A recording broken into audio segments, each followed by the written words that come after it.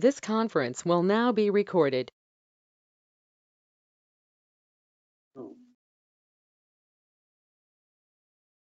I'd like to call to order today's Metropolitan Area Planning Commission meeting. If we could have our opening comments, please.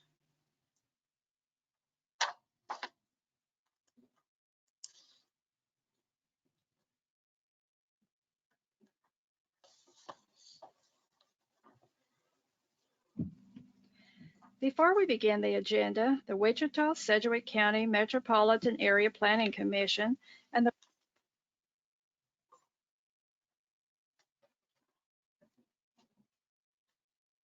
Wichita-Sedgwick County Board of Zoning Appeals would like to take this opportunity to welcome everyone to this public hearing. For those at Century 2, copies of the agenda for today's meeting, the public hearing procedure and Planning Department staff reports on all agenda items are available in the lobby.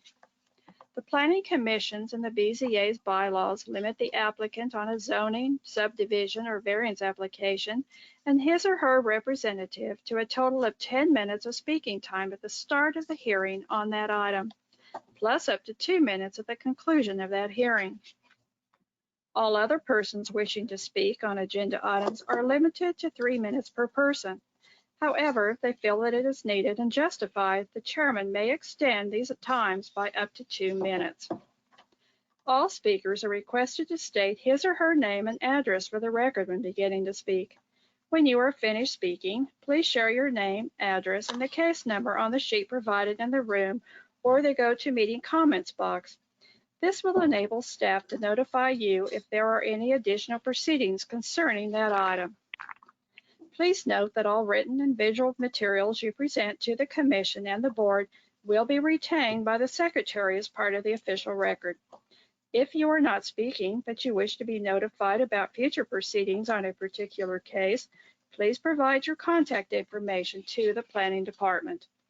The Planning Commission and the Board are interested in hearing the views of all persons who wish to express themselves on the agenda items. However, we ask that all speakers please be as courteous and concise as possible and avoid long repetitions of facts or opinions which have already been stated. For your information, the Wichita City Council has adopted a policy for all city zoning items. A copy of this policy is available from the planning staff. The City Council relies on a written record of the Planning Commission hearings and does not conduct its own additional public hearings on these items. The decision of the BZA is final. Any appeal of a decision of the BZA is to district court.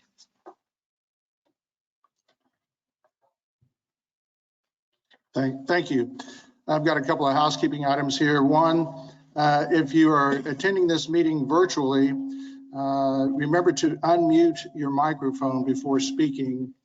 And for those of us council commissioners in the chambers, please remember to speak into your mic. Also, for those joining us virtually, you will be given time to speak at the appropriate time, but once your time is up, you will not be allowed to add any further testimony. With that being said, the first item on our agenda is the approval of the minutes from February 18th. No, I'm sorry, excuse me. These minutes are for the meeting from March 4th. And I showed Joe Johnson absent. So it's been moved by Mr. McKay, second by Mr. Warren. And Joe Johnson was absent. Are there any additions or questions on the motion? Yes, Mr. Foster. Mr. Chairman, I'll pass along a few typos to staff. Okay, thank you. With that being said, there's a motion on the floor. It's been seconded. All those in favor of the motion, please signify by saying aye. Aye. Aye. All those opposed, nay. And motion carries because I don't think Joe Johnson is here. So there are 11. Motion carries 11-0.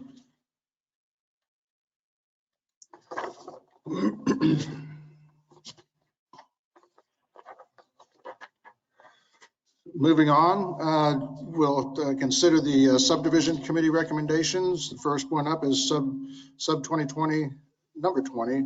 It's a one-step final plat for Buena Vista addition. Is there anyone on the commission that would like to hear this case? Mr. Chairman, I do have a staff question on that item. Okay. Is there anyone at Century 2 that would like to hear this case? Mr. Chairman, we Yes. have an update on Century 2. Mary's currently trying to get them online. Apparently they're having some internet issues, but she has confirmed there are 2 people there at Century 2 currently, and there are two cases that they are interested in. And one is case number zoning case 53. The other one is zoning case number 7. Okay. And I'm gonna continue working with her to try and get them online. Okay, thank you. Is there anyone virtually that would like to hear this case, the one-step final plat for Buena Vista addition? Hearing none, we'll take that one on consent. We have subdivision 2021-005, one-step final plat for Pike second edition. Is there anyone on the commission that would like to hear this case?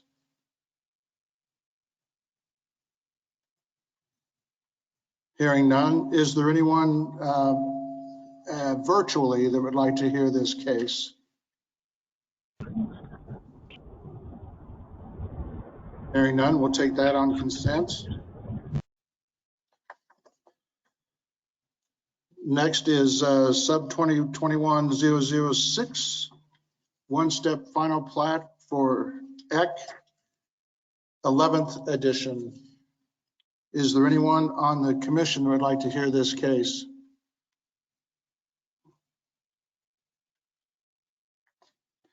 Hearing none, is there anyone virtually that would like to hear this case?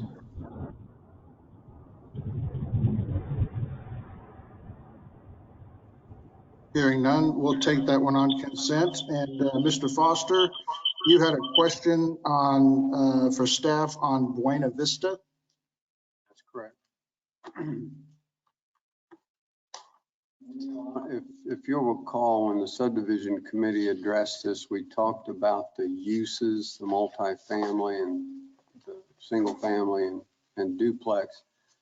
I couldn't find in the staff comments that what was decided at the committee level to strike the multifamily portion of that. Multifamily units was previously included in item D regarding the restrictive covenant, so I just removed multifamily units from that covenant. It will now state that the plat is limited to no more than 30 dwelling units,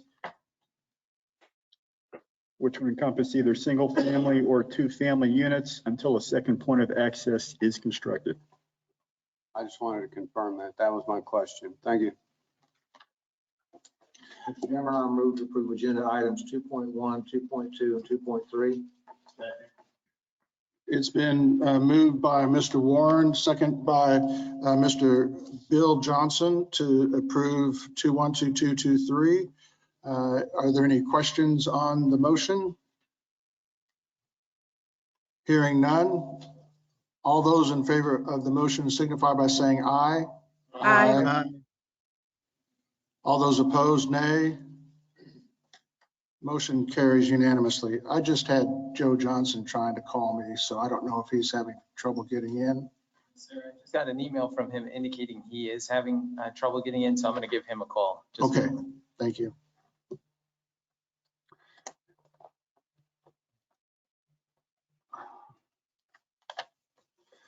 Okay, next up, we have our vacation items. Starting off with vacation. Sorry.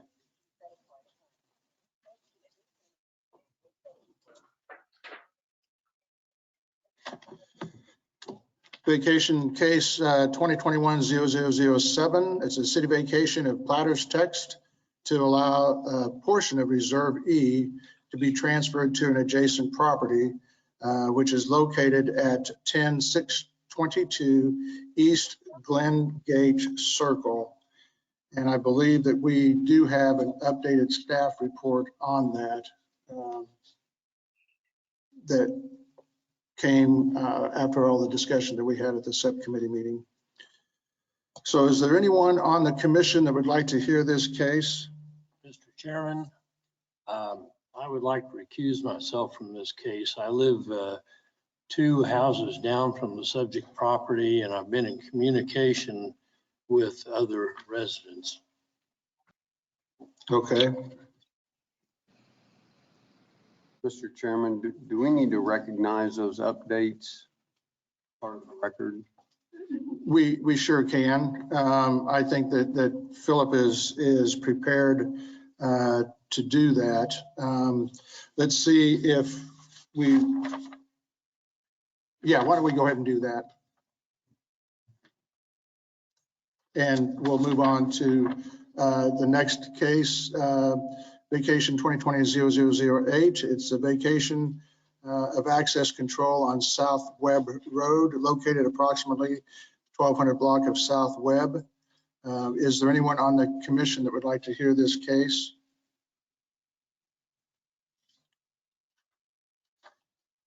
Hearing none, is there anyone virtually that would like to hear this case? Yes, this is Tracy Chamberlain. I'm the owner of the Spring Clean Laundromat. I'm interested in the access point for the car wash and stuff like that. Okay, we will hear this case then. Moving on to the next, and we'll come back to that.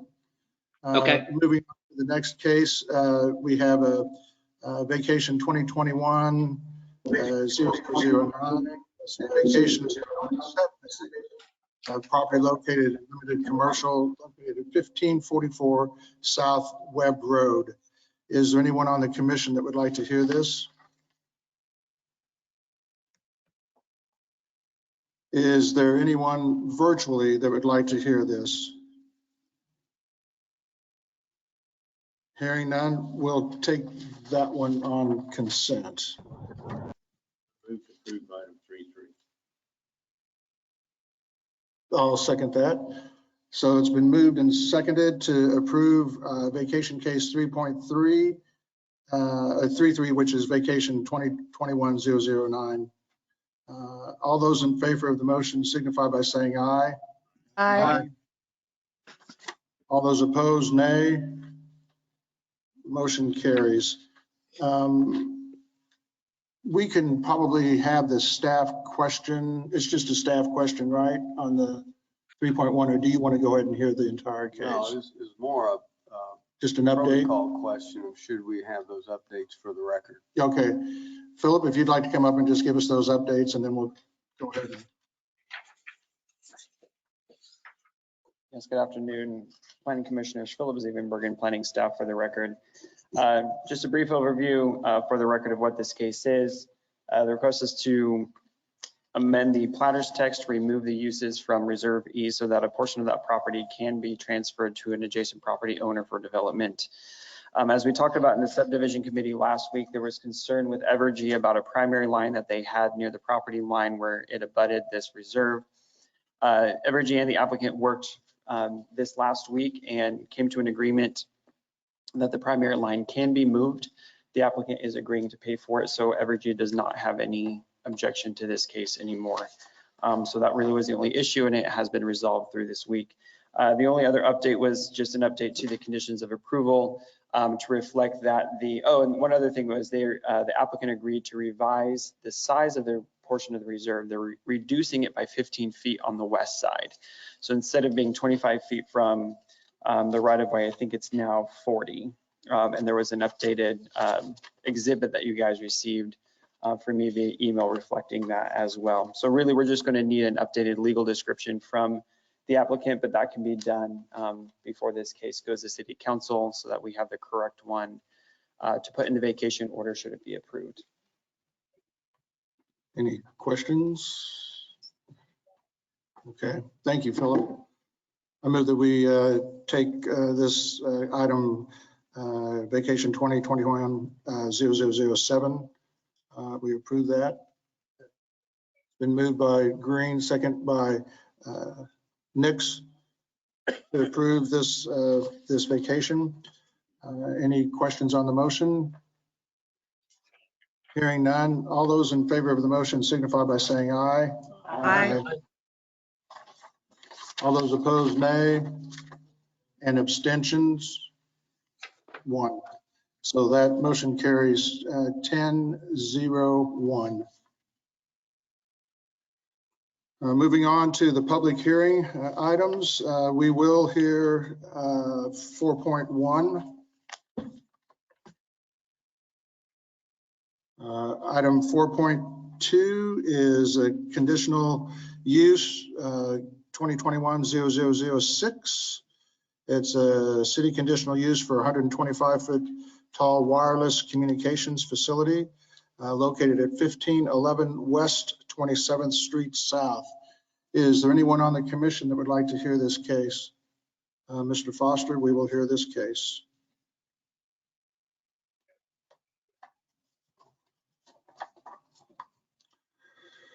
Moving on to the next item is conditional 2021-0007. I believe that's one of the ones that we have somebody at Century 2. Is that correct? That is correct, sir. Okay, we will hear this case. No, there's a correction here. I do not have anyone here for conditional use 2021-7. I do have someone here for the zoning case 2021-7. Which Okay. we just approved. Case, so Oh, the zoning case, I'm sorry. Sorry. Okay, all right.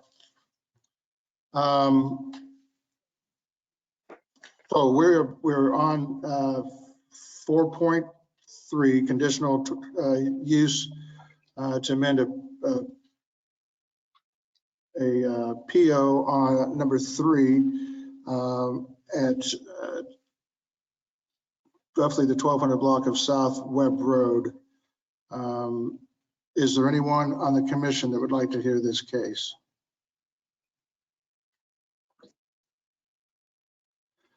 Is there anyone at Century 2 that would like to hear this case? No one here at Century 2. Is there anyone virtually that would like to hear this case?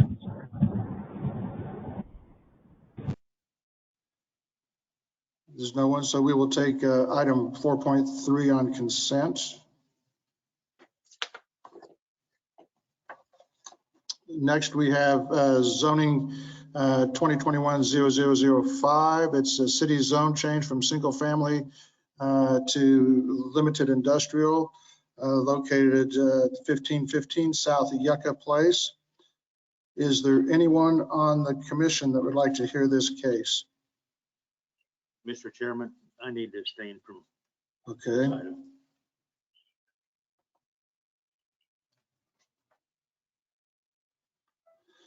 Is there anyone at Century 2 that would like to hear this case?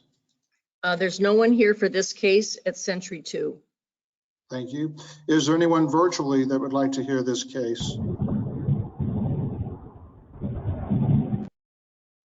Hearing none, we'll take item 4.4 on consent.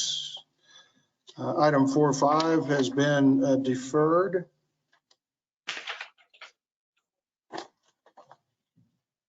Move to item 4.6. This is the one that we have somebody at Century 2 that wants to hear the case, correct? So we will hear this case. And item 4.7 has been deferred. Chairman, I move to approve agenda item 4.3. And 4.4. You got to abstain, so I figured we'd do those separate. Good catch. Do I have a second on the motion? Second, Joe. Been moved by Mr. Warren, second by Mr. McKay to approve item 4.3. Any questions on the motion? Hearing none. All those in favor of the motion signify by saying aye. Aye. All those opposed, nay. Motion carries. 11, We have 12 now. 12, okay. Motion carries 12-0. I move to approve agenda item 12.4. Second. It's been moved by Mr. Warren, second by Ms. Gross, to approve item 4.4. Any questions on the motion? Hearing none. All those in favor of the motion signify by saying aye. Aye. All those opposed, nay. And all those abstaining? Yes. So we've got that one. This motion carries 11-01.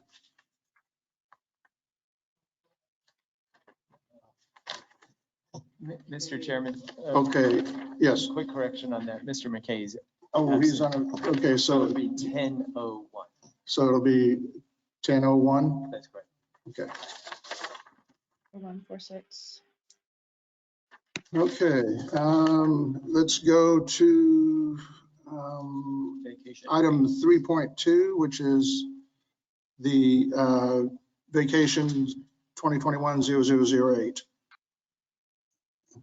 Again, good afternoon, Philip Zevenbergen for the record. Vacation 2021-08, the applicant is requesting to vacate a portion of complete access control along South Webb Road. That'd be the south 30 feet of the north 48.02 feet.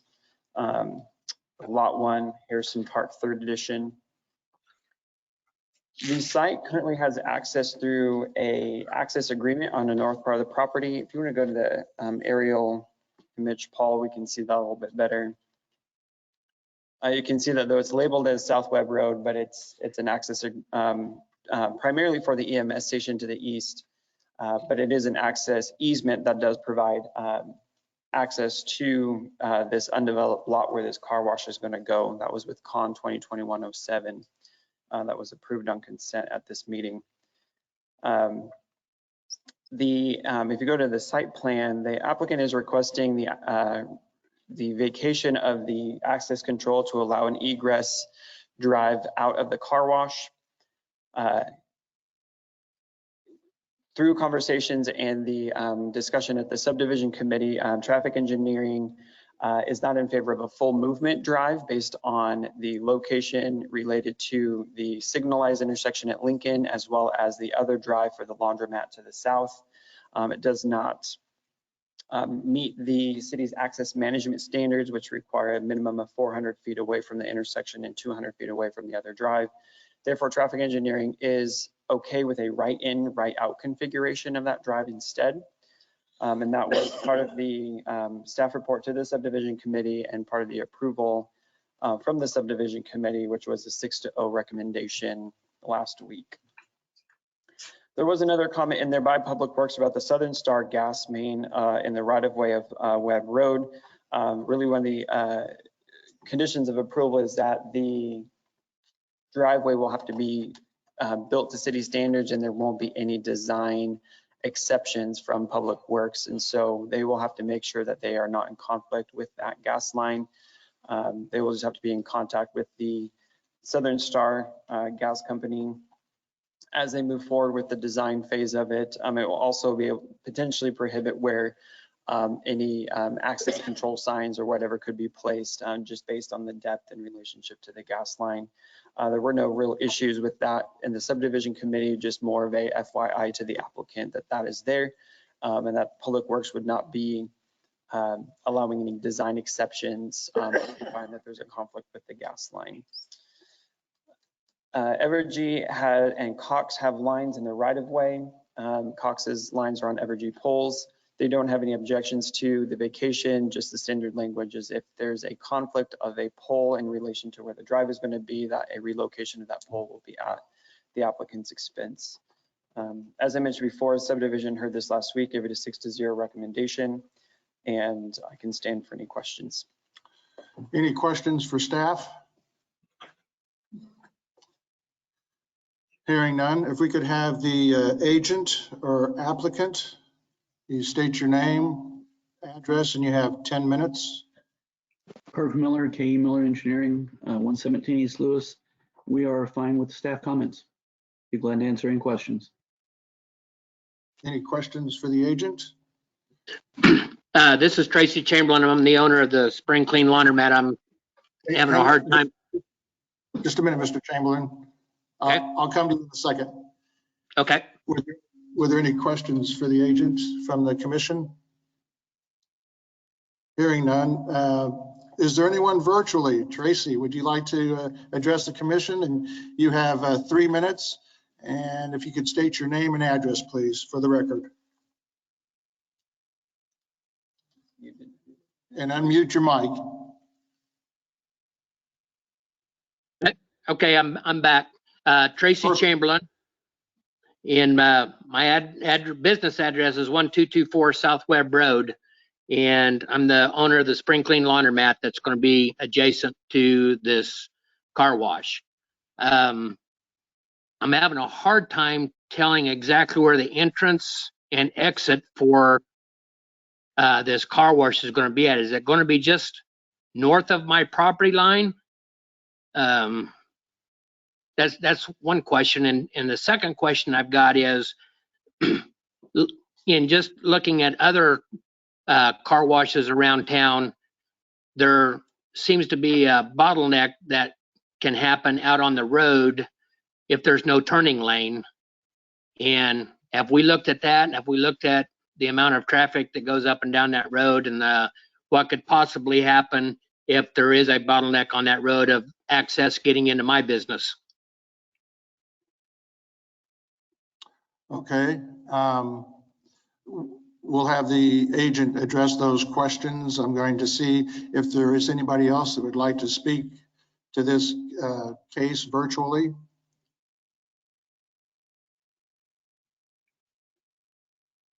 Hearing none, we'll bring it back to the agent, and you've got 3 minutes to, or 2 minutes, excuse me, to answer any questions or give us any rebuttal. Okay, we actually have 2 entrances and exits.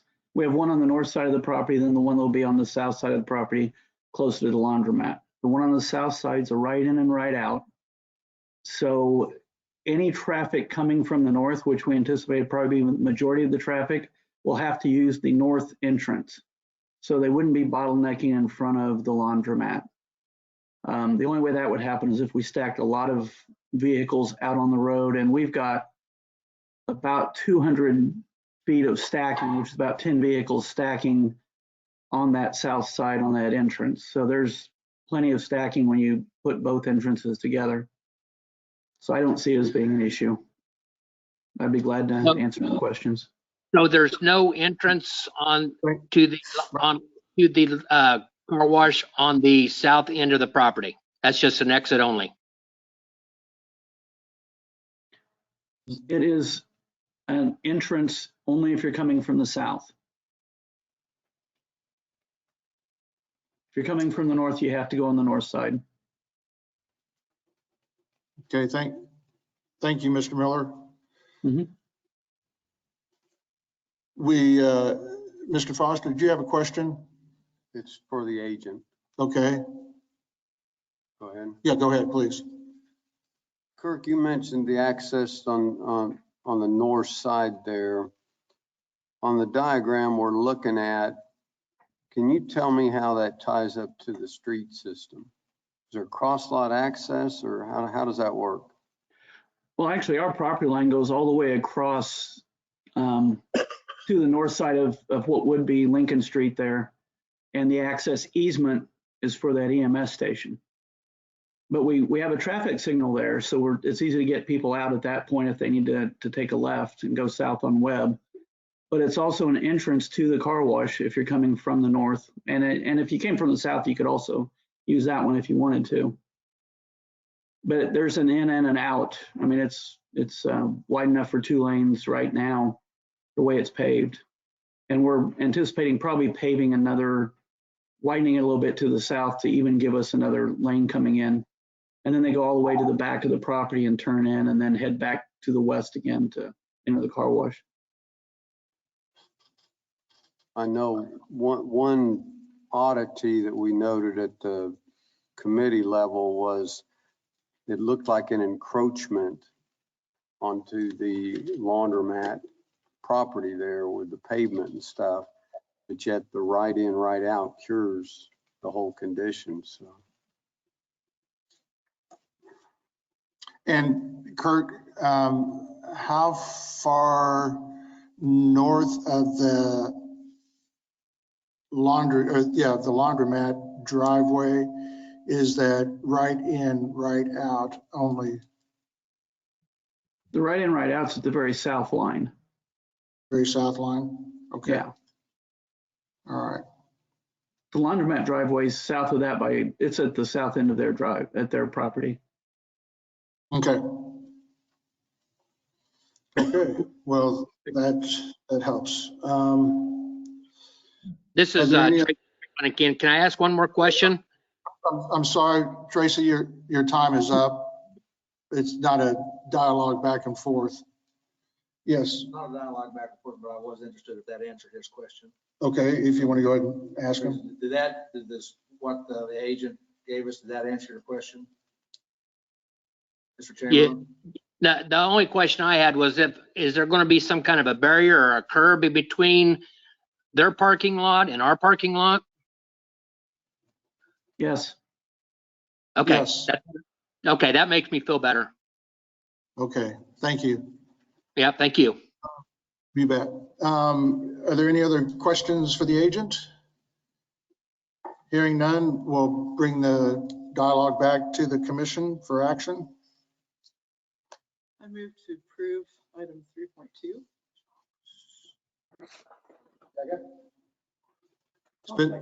It's been moved and seconded, moved by Ms. Fox to approve. It was seconded by Mr. Warren.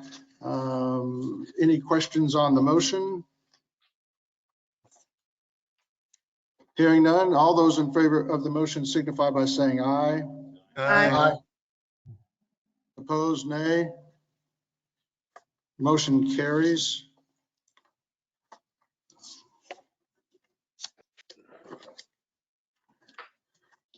Moving on to our next case. Before we get started, I need to find out if, I know Ms. Miles is not here. Ms. Gross? Yes, sir. Were you able to review the minutes from the meeting that covered this case, or have you been able to view the video recording of this case? Which are we talking about? It would be the 63rd and hydraulic. Yes, I just read those earlier. Yes, okay, thank you very much. So with that, Mr. Philip Zevenbergen. Again, Philip Zevenbergen for the record. Zone 2020-53 is coming before you again today. It was deferred from the February 18th meeting after a robust discussion. The outcome of the February 18th meeting was to task the applicant, or really contract buyer in this case, with developing some sort of landscaping and screening plan devised to help minimize the impact of this use to the surrounding neighborhood properties, or residential properties, I should say. He did submit that to us, you guys.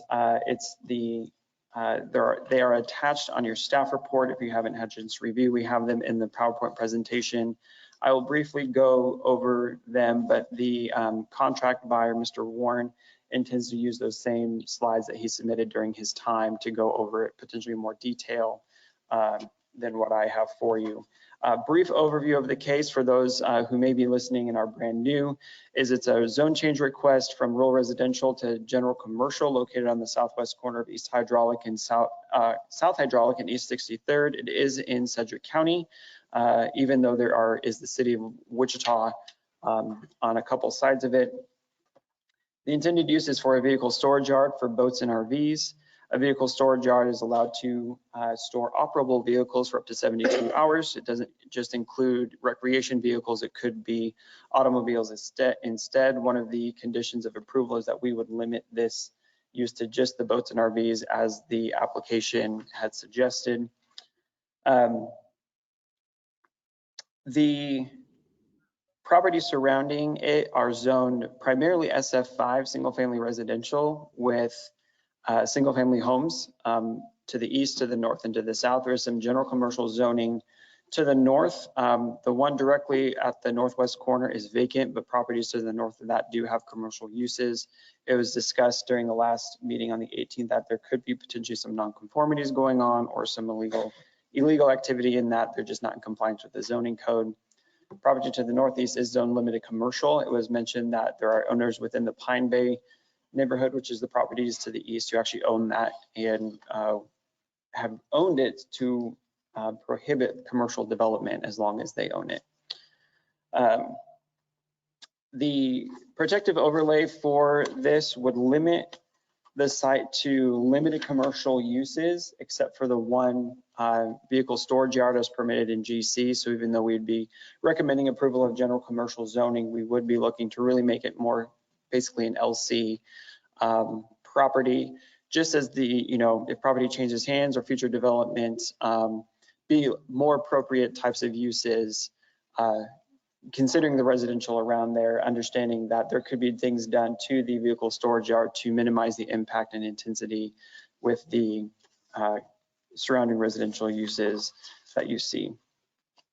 Going into the plan that the applicant submitted, if you want to go to those slides, Paul, give him a second here. Let's go to the next one. The applicant attached the site plan, and it's what you see on the screen here. He has several angles that I'll let him go through. You can kind of get the gist of it from what we're seeing on your screen. That's looking at it as if you're looking southwest. South Hydraulic would be on the left-hand side of the screen. East 63rd is on the right-hand side of the screen. The applicant is proposing 6 buildings, 3 of which would have storage bays on both sides. The buildings have roofs and are enclosed on 3 sides with open fronts. The plan shows that no open fronts will be directly in front of either street right-of-way, except indirectly when viewed from the opening off of South Hydraulic.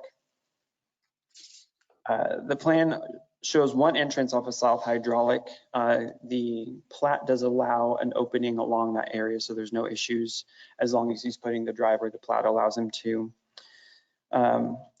The applicant, the buildings along South Hydraulic, you can see there, are going to be acting as solid screening, like it would be a fence. These are enclosed buildings. And then you also see the landscape berm in front of that. The applicant states that the buildings would be set back 50 feet from both street rights of way. Along East 63rd Street, the plan shows an 8-foot solid screening fence in between the buildings. The building walls themselves would then be acting as a solid screening instead. The plan does not show complete solid screening along the west or the south property lines. Those would be the ones furthest in the picture from you. That would have to be the case since it's commercially zoned property abutting residential zone property. That's in section 4B3 of the Unified Zoning Code. That would have to be there and in place as part of coming into compliance with the zoning code. I'm sure I'm not missing anything. The applicant requests that the fence along East 63rd be allowed to be 45 feet away from the street right away, but the buildings would still be 50 feet. So on the right-hand side of this image here, you see the buildings there. They would be where they are placed, but having the fence be a little bit closer to the street by 5 feet to allow for additional ability for movements of vehicles, whether they're turning in, backing in, helping out the maneuverability of vehicles as they're trying to get the boats or RVs in and out of the storage buildings. Fences are permitted within applicable setbacks, so that's not any issue there. If the case is approved, the site plan will have to be revised to reflect the required screening along the west and south property lines and the adjusted location of the fence along the north property line. Regarding the landscaping, the applicant proposes a berm that varies in height between 4 and 6 feet with natural contours along South Hydraulic and East 63rd, with landscaping planted on top of the berm. The plan shows 28 trees along South Hydraulic, which equates to a spacing of approximately 20 feet. The plan shows 48 trees along East 63rd, which equates to a spacing of approximately 10 feet. The applicant states that he plans to have a mixture of shade and ornamental trees in addition to a mixture of shrubs to help fill the spacing in between the trees. Properties in Sedgwick County are not required to adhere to the Wichita Landscape Ordinance. However, it was talked about in the last meeting that we could use it as a guide regarding landscape buffers. If you were to use it as a guide, it talks about having trees spaced every 40 feet apart. For landscape buffers, the properties along East 63rd Street is approximately 450 feet. So with the property along South Hydraulic is about 590 feet. So with the dimensions of the property and the proposed landscaping, it's about 2 times as dense as what would be required by the ordinance along South Hydraulic and almost 4 times as dense along East 63rd Street than what would be required by the ordinance when you count the trees and the shrubs combined. Because in the landscape ordinance, it could just be 1 tree every 40 feet. You could also, I think it's, you can, there's a combination of there. You could replace X number of bushes as opposed to 1 tree, but he's doing both. So he's really beefing up in comparison to what the ordinance would be requiring. That is the new information we have. I can go through, if you would like, I can go through some of the details of the staff report. I will go through the approval and these conditions of approval just for everyone's reminding of what the conditions are so that you have them in your mind at the time of making a motion if you need to adjust what they say or add to them. And I can also go through the findings as well, since that is really the basis for what our approval recommendation is. So we are recommending approval subject to protective overlay. Usage would be limited to those permitted by right in limited commercial, in addition to the vehicle storage yard, which is permitted in general commercial. The vehicle storage yard would be limited to the storage of operable boats and recreational vehicles only, and in no case shall it be used for sales, repair work, dismantling, or mechanical servicing of any vehicles or equipment, or for storage of materials and supplies. The storage area and all entrances or exits shall be surfaced with an all-weather surface that meets the approval of the director of the Metropolitan Area Building and Construction Department, and shall be maintained in good condition and free of weeds, trash, and other debris. Visual screening in areas adjacent to residential zoning districts shall be provided to protect adjacent properties from light, debris, and noise, to preserve the adjacent property values. In no case shall screening be less than required by section 4B 1 through 3. That's what we talked about for the west and south property lines. What he has proposed for the property lines along the right of way, the solid screening is in compliance based on what he proposes to do. He'll need to provide a revised screening and landscape plan based on what we kind of already discussed, or potentially of any additions or subtractions that are set through the meeting here. If outdoor lighting is provided, lighting shall be in compliance with the standards in section 4B4. It was discussed at the previous meeting that if there is any outdoor lighting, he would make it motion detected to avoid it just being on all the time. So it would only be on and active when there's movement going on the property, to minimize any light pollution going across the property lines needlessly if there's no activity on the property. And then finally, the site shall comply with all compatibility requirements within the zoning code for setbacks, height, and noise. Since his, that's something that would be reviewed during the landscape plan, those compatibility setbacks related to residential zoning. Given the size of this property, I think he would meet the maximum compatibility setback of 25 feet on the south and the west property lines, but we would review that as part of his site plan. Zoning and character are the findings for our recommendation. Zoning and character of the neighborhood. Properties to the north are in the city of Wichita, and as I said before, general commercial and single family residential. The general commercial land is vacant and has never been developed. However, further north we did see that there was some development on there, but potentially not in compliance with the code. The residential lots are large lot single family residential along a private lake. Properties to the east are single family residential on a golf course. Property northeast of the intersection is limited commercial, as we said before, it's undeveloped.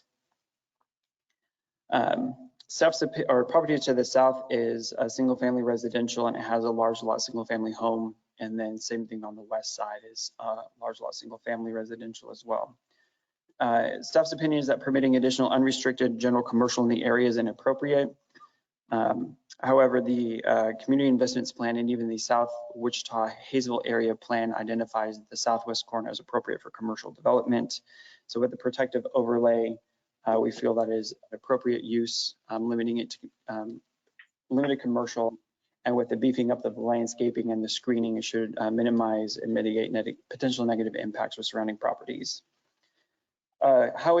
What the property can be used for, as it's zoned now, the property is zoned rural residential. Now, the property could be developed with a new single-family dwelling, could also be replatted into multiple lots with a 2-acre lot size for single-family.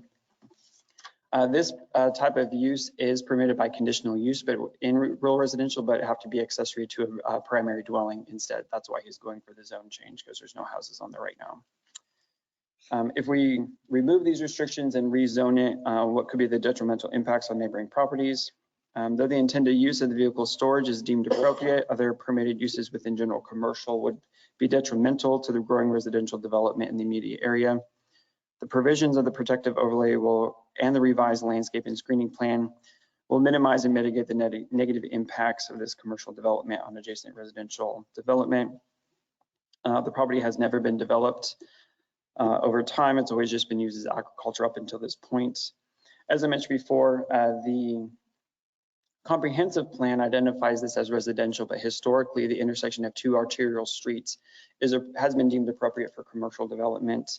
And as I said before, the South Wichita-Hayesville area plan adopted in 2002 identifies the southwest corner as appropriate for commercial.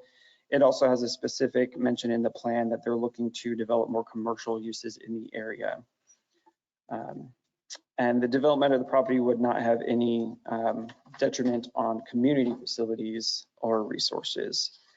Do you guys want to go through the site pictures again, or should we move on to since we reviewed them last time, do you want to see them again, or do we want to move on to the contract buyer's testimony? I think we're good. Okay. Yep. So Paul, I would just leave it here for you to go through with him, and then, yeah, Scott.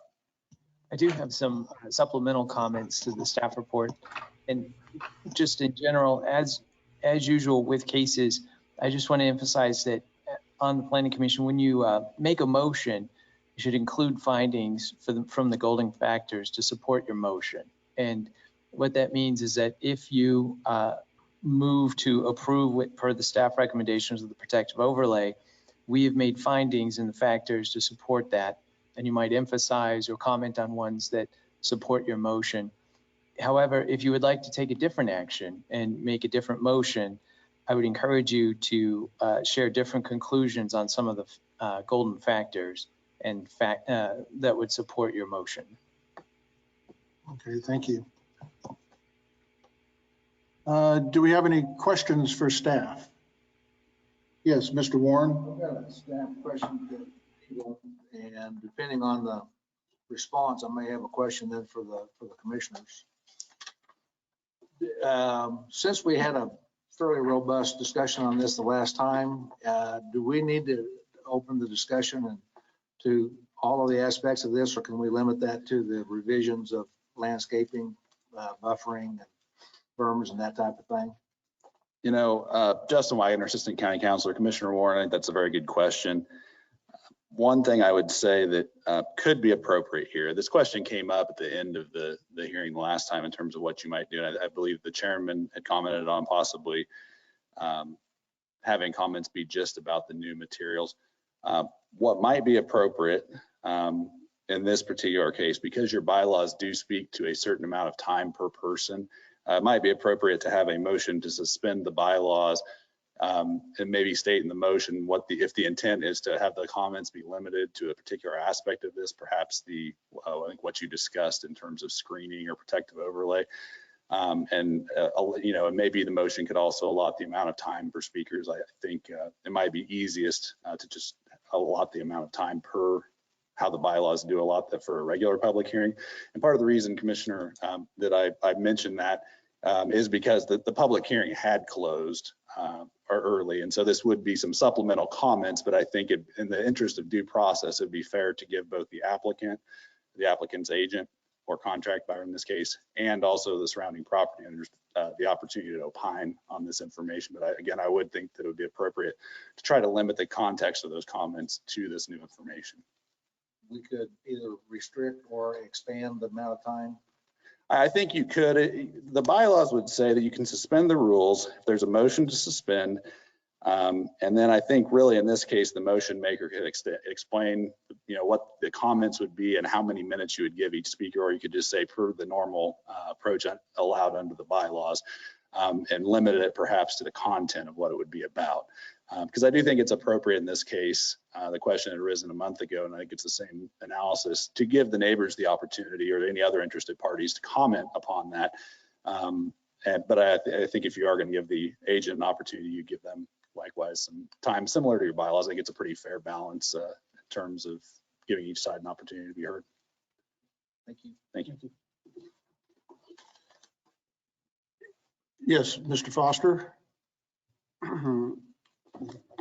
Philip, I'm looking at finding number 5, conformance of the requested change to the adopted or recognized comprehensive plan. The South Wichita Hayesville area plan, that's a county plan and not from the city of Hayesville. Is that correct? That is correct. It was done through our department. Okay, so it's 2002 and it's the old information. And I'm recalling when we worked on the 2015 community investments plan, the very careful discussion about these various intersections in and around the city. And this one was clearly residential in the discussion. And so I'm not fully confirming the idea that commercial is the definite route to go on that. But anyway, I just want to point out that the 2002 is older information, whereas we have the newer information with the current plan. Okay. Yes, Mr. Warren. I'm going to attempt to make a motion here. Scott, if I mess up here, if you got some ideas, you might correct me on this, but we move to suspend our bylaws regarding to discussion to reduce the time that the applicant has to discuss from 10 minutes to 5 minutes, to reduce the time that the public can speak out from 3 minutes to 2 minutes, in that all parties to the best of their ability keep their comments to regard to the changes that have been brought forth since the last time that we had this before us, which would be screening, any kind of screening and buffering to the property. All other times remain the same. I'll second. So we have a motion on the floor to limit the agent or applicant's speaking time to 5 minutes, the public's speaking time to 2 minutes, and to limit the discussion on new information that has been and will be brought to us today with regards to the landscaping plan. So that's the motion. It's been seconded. Is there any discussion on the motion? Hearing none. All those in favor of the motion signify by saying aye. Aye. Aye. Aye. All those opposed, nay. Motion carries. So are there any other questions for staff at this point from the commission? Hearing none, we will go to the agent or applicant, and you have 5 minutes. Please state your name and address for the record. Good afternoon, Council. My name is Cale Warren. My address is 2012 North Peppercorn Road, Derby, Kansas. So limiting myself to new information, I would like to talk a couple of points against what the public was concerned about last time, if I may. Firstly, public had stated that they are concerned that I will leave the area at a later date, leaving an empty lot zoned as general commercial for any business to come in and take over the land. However, I have signed a long-term lease with Mr. Fox of 20 years with multiple options to extend 10 years and options to purchase. I'm a lifelong resident of the Wichita area and all of my family roots are here. I do not yet have children of my own, but my wife and I plan to in the near future and plan for them to attend school in the area. I assure you that neither myself nor my business will be leaving the area anytime soon. Also, the MAPC has suggested rezoning to limited commercial, not general commercial, with the protective overlay. So I think that should be taken into consideration as well. Secondly, I recognize that nearby storage units exist, but not a single one offers a storage solution similar to mine. As shown in the graphics, my intent is to offer a hybrid between open storage and fully enclosed storage that also offers a price range in between. The public has made comments about the lack of demand and need for this, but I have been in contact with several nearby units and they have wait lists. Being that some folks will want a hybrid solution at a mid-range price and other businesses have a wait list, I expect to see a significant demand for storage of this kind in the area. Thirdly, the public has addressed concerns of security. I too am concerned about the security of the facility as my own equipment will be stored there from day one and beyond. I also worry about the security of everyone's belongings and the integrity of my business. I plan to have a secure fence with a video security system in place that will notify myself and law enforcement, as well as sound an alarm. The alarm would of course abide by Section 4B of the Unified Zoning Code. Finally, I would like to take a couple minutes to speak to my slides previously presented by Philip. Philip, I'll start by saying thank you. You did a wonderful job of presenting the information here. As you can see from the slide here, this is, as Philip said previously, 6 buildings, 2 of which will be facing hydraulic and be closed on that side with solid screening walls. The other 4 will have open stalls, pardon me, the 3 in the middle will have open walls on either side, but none of which will be open to directly either street. The final building will be closed on the side towards the residential lots to the west. Secondly, the berm that I have drawn there, I intend to have natural contours varying from the minimum requested in the previous meeting of 4 feet to a maximum of 6 feet in height. There will be vegetation along the top of the berms. Philip had told me in an email that the city ordinance requires 1 shade tree or 2 ornamental trees every 40 feet. For the sake of simplicity, I had just drawn everything as a shade tree and done them 10 feet across, which doubles the city ordinance per request on the north side, and then just meets the city ordinance request on the east side. But also I will fill in with bushes and shrubs along there as well to help appease the visibility.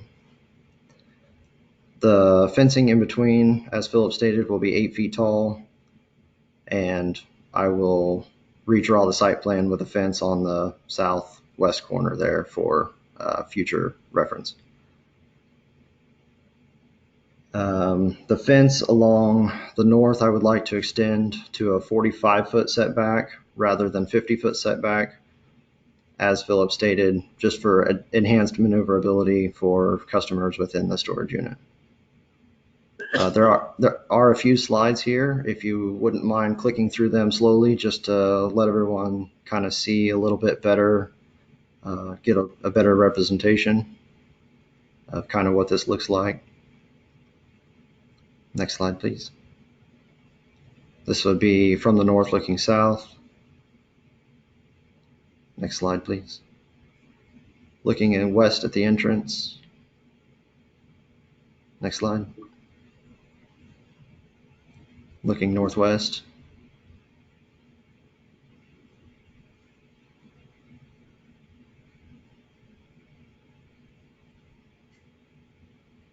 Next slide.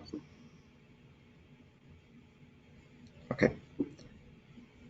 All right, thank you for clicking through those, and thank you for your time, Council. Thank you. Are there any questions for the applicant here? Yes, Mr. Foster. I'm curious, Ms. Warren, what type of grass do you see being used as your finished surface on the berming I haven't given the specific type of grass a lot of consideration. I know I use fescue here at my own residence, and I like it a lot. I've also had Bermuda in the past. Bermuda spreads really well, so that would be something that I could take into consideration as well to help cover that berm as quickly as possible. Just a suggestion is think about the maintenance and costs related to whatever decision you make on that. Thank you. I appreciate it. Thank you. Any other questions from staff or the applicant?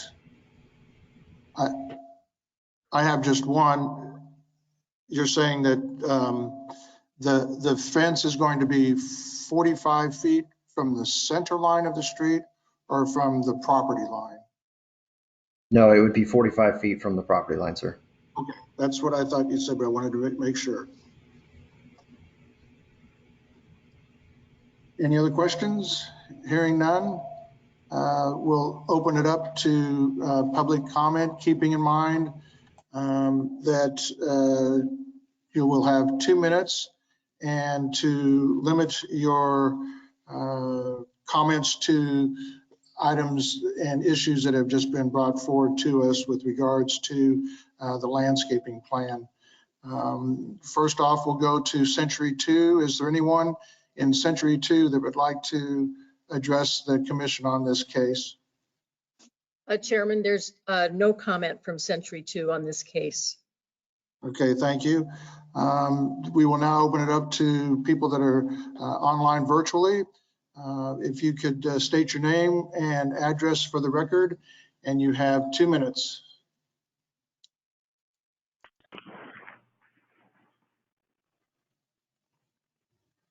Well, since I'll take my 2 minutes. Paul Davis, 6417 South Madison Court, Pine Bay homeowner for 22 years and former Wichita District 3-member, recently term limited out. I did not realize that we were going to be limited in our remarks, but one thing I would like to point out, you keep referring to the South Wichita-Sedgwick County Planning Department report, which I happen to have.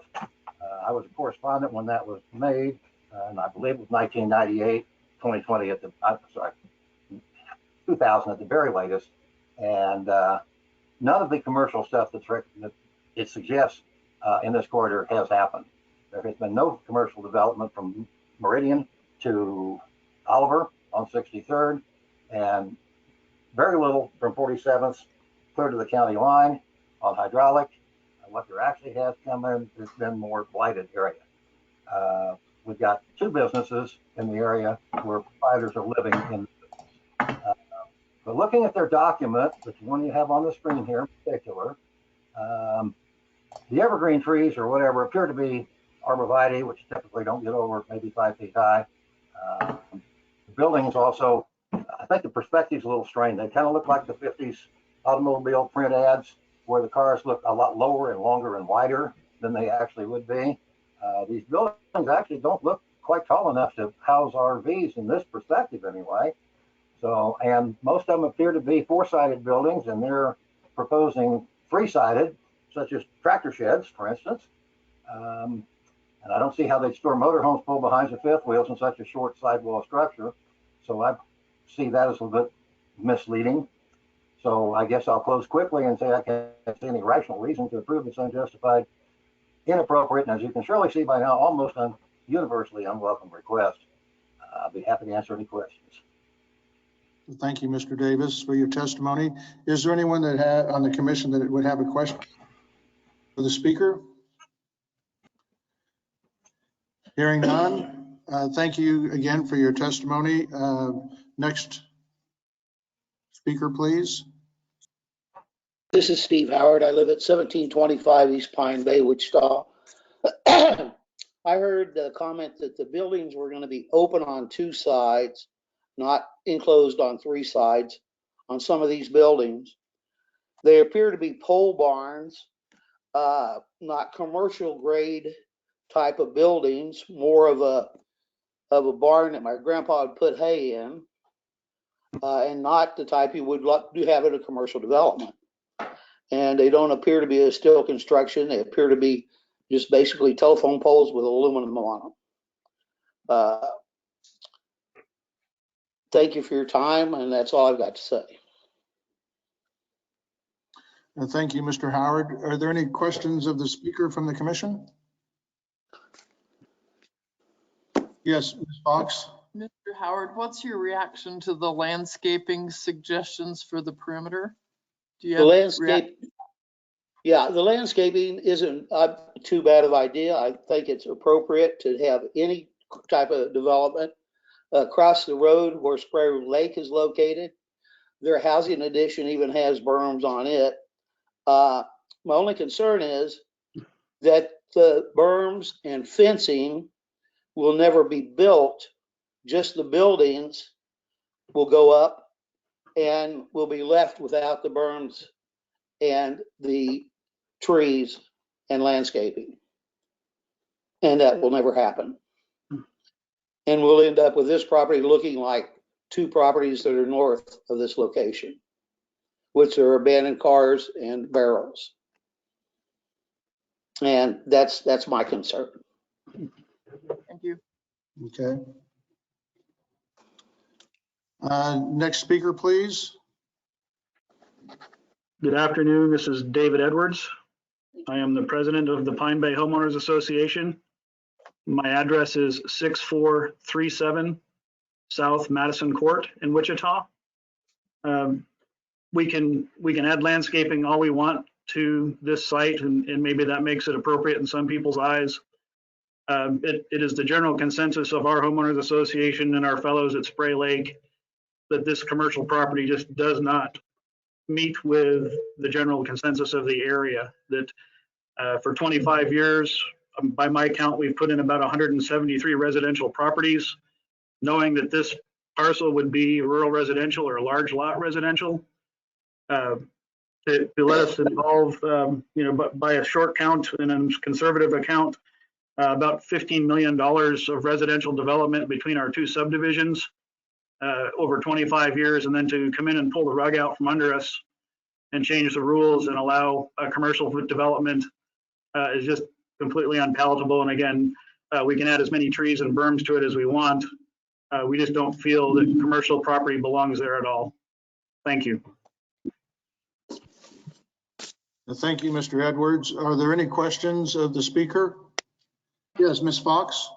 Mr. Edwards, I have a question about the perimeter residential lots on the east side of Hydraulic.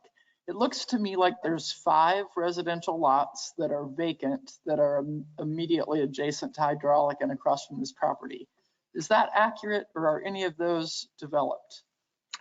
You are accurate. There are, I believe, 10 or 11 remaining lots to be along 63rd Street South and Hydraulic.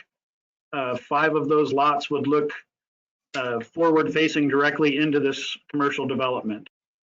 And can you tell me how many of those 5, how long those 5 have been available for sale or available for development? Since 1985, I believe. And then we just recently had a developer purchase 10 of those 11 lots, and I believe that was within the last 2 years. And I believe they're in the process of planning to get a road in there because we can't develop until the road is built. Last numbers I heard were about 1.3 million for roads and infrastructure. And I can only imagine that he would not be as interested in putting $1.3 million into 5 lots which face a commercial development. Okay, thank you. Any other questions for the speaker? Thank you, Mr. Edwards. Is there anyone else virtually that would like to address the commission on this item? Yes, sir. Dan and Jill Morado, 6463 South Madison Court in the Pine Bay Estates. Okay. I have the question about what's the paving or drive area is going to be covered with. Is it gravel or is it paving? If it's going to be gravel, it's a great deal of area that could pull up a lot of dust, which if you know that area of town, it's either blowing from the south or the west. at times, and that could really drift off into our development of Pine Bay. So I'd like to have that addressed as well. Otherwise, I still am in opposition of this move to rezone this area. So just for the fact of that, I just want to state that as well. Thank you. Thank you for your testimony. Is there anyone on the commission that has a question for Mr. or Mrs. Morato? Hearing none, thank you. Is there anyone else virtually that would like to address the commission on this case? Yeah. Yes, my name is Guy Gentry. I live at 6433 South Madison Court. I'm also lake director for the Pine Bay Homeowners Association. One of my biggest concerns is the entranceways from 63rd Street access into this area. Right now, we're experiencing a very largely increased amount of traffic at this intersection. Roughly one serious accident there probably every 2 weeks. I don't know about injury accidents. I don't have the actual stats in front of me. I think that should be researched, because adding to this corridor that goes to the casino area is going to be a problem. The road next down right there, just south of 63rd Street, goes to 2 lanes south to the bridge. The bridge has been made wide enough for 4 lanes, and I'm sure at some point the commission's going to want to enlarge the street to 4 lanes. And that's also going to give us a bit of a problem when we go to build the siding for the additional 10 lots that are currently vacant over on the opposite side of the street. I think we need to do something to be sure that the access is correct. And right now, that access off of Hydraulic is going to be inferior, and it may actually get stopped whenever that road gets improved to the 4 lanes. I am in opposition to this going on to our corner for all the reasons stated actually prior. The 2 zone general commercial lots north have not complied. We need to find out if there's an ordinance officer or someone that can go in and look at these and maybe help bring those into compliance. Other than that, I don't see that we need that particular type of business in this area. There's not a real need for it. And there are at least 5 to 7 storage areas surrounding that I think are probably adequate for what the needs are in the area. I'm the person who actually got all the petitions from all the homeowners. I wanted to know what their feelings were on it. And when I hear 80 of 82 that I went to personally were in absolute opposition to this, I think you need to listen to your homeowners. We have some influence there, and we're not afraid to use it if we can. We've got to do something. And I think what you'll find is, even if this gets passed, it will still be in opposition. We'll still be carrying petitions to get it stopped. Thank you, Mr. Gentry. And my time is up, and I yield. Yes. Okay, thank you. Are there any questions for the speaker? Yes, Ms. Fox. Sir, did you revisit the folks who signed the petition to inquire as to their feedback on the landscaping that's being proposed as a buffer? The ones that I have talked to, I have not talked to all of them. Of course, there were at least 80. The ones that I have talked to, they're not pleased with the berming. It's not palatable because it's not going to match anything else in the area. It won't be even close to what's done at Spray Lake. We don't have berms on our side, but I don't know if that might change when this road goes in or not. That's way ahead of us. And we have been annexed into the city of Wichita. So we're no longer part of the Hayesville zoning or planning other than indirectly. And I yield back to you. Thank you. Thank you very much. Any other questions for the speaker? Hearing none, is there anyone else virtually that would like to address the commission on this? Yes. My name is Patricia Hutchinson. I'm a property owner at 1921 East Pine Bay and have been there since 1986. And I just want to, I am one of the petitioners that our Pine Bay Homeowners Association president has alluded to. And I just want to say that I do oppose this change at this time. Thank you so much. Thank you, Sue. Is there anyone virtually that would like to, or is anyone on the commission that would like to ask Ms. Hutchinson any questions?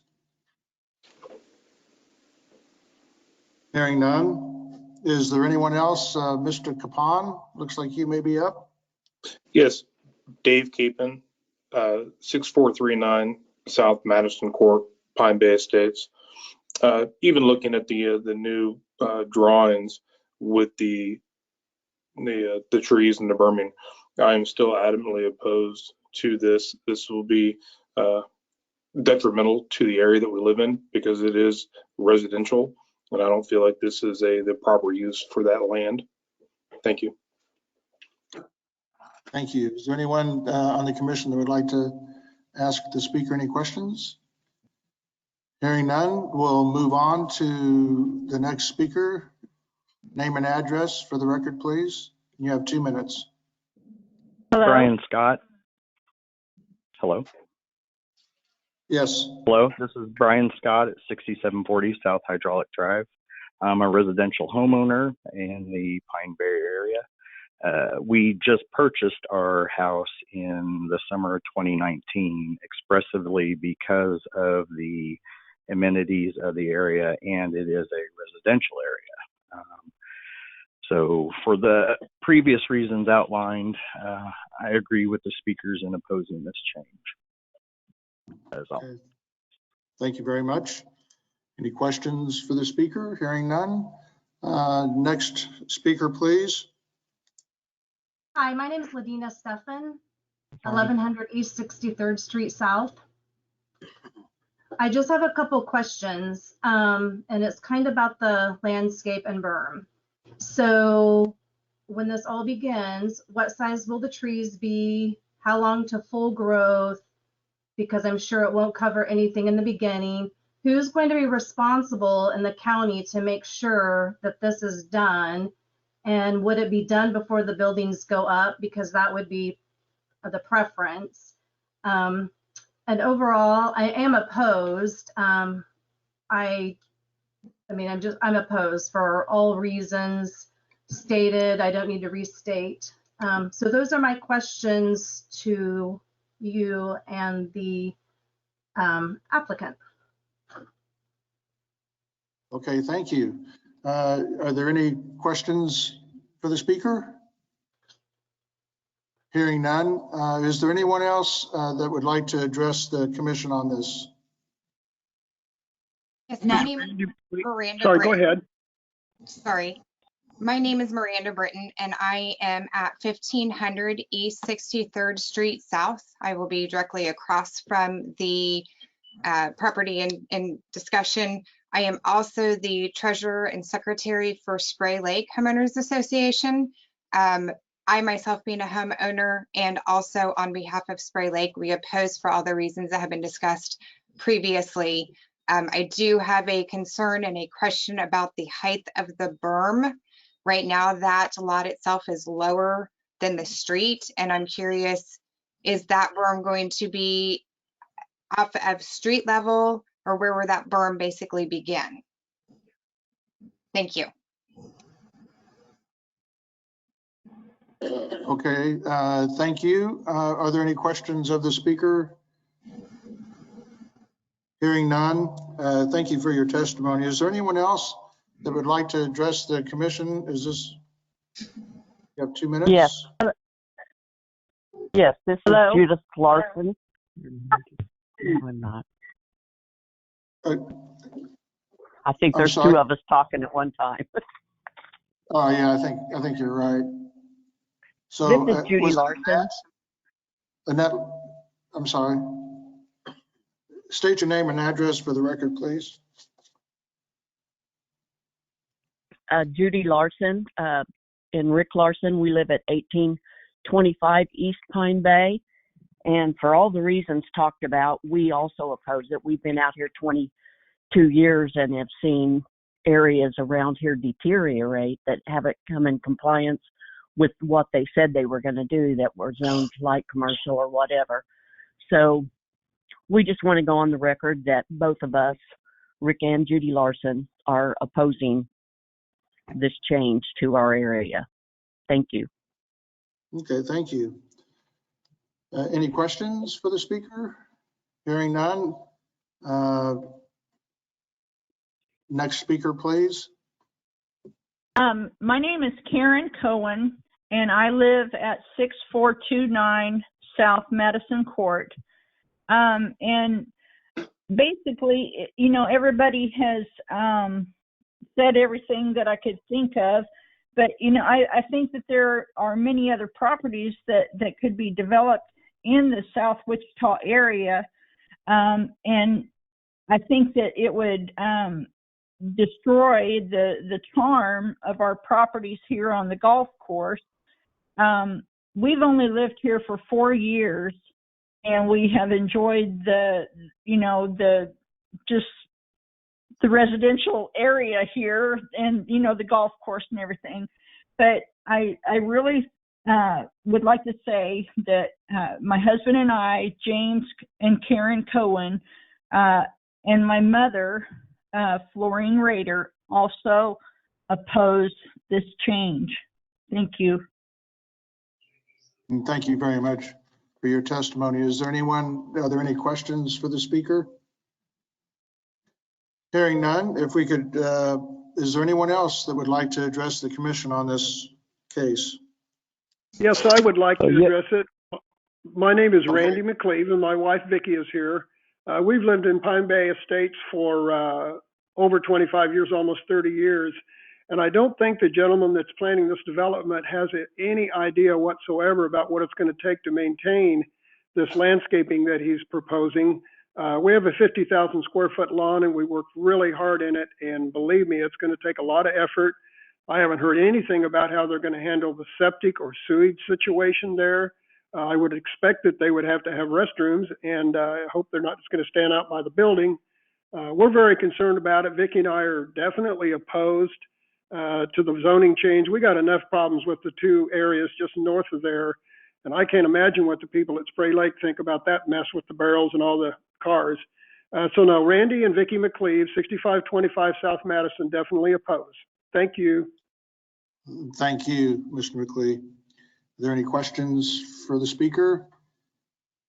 Hearing none, is there anyone else who would like to speak to the commission on this?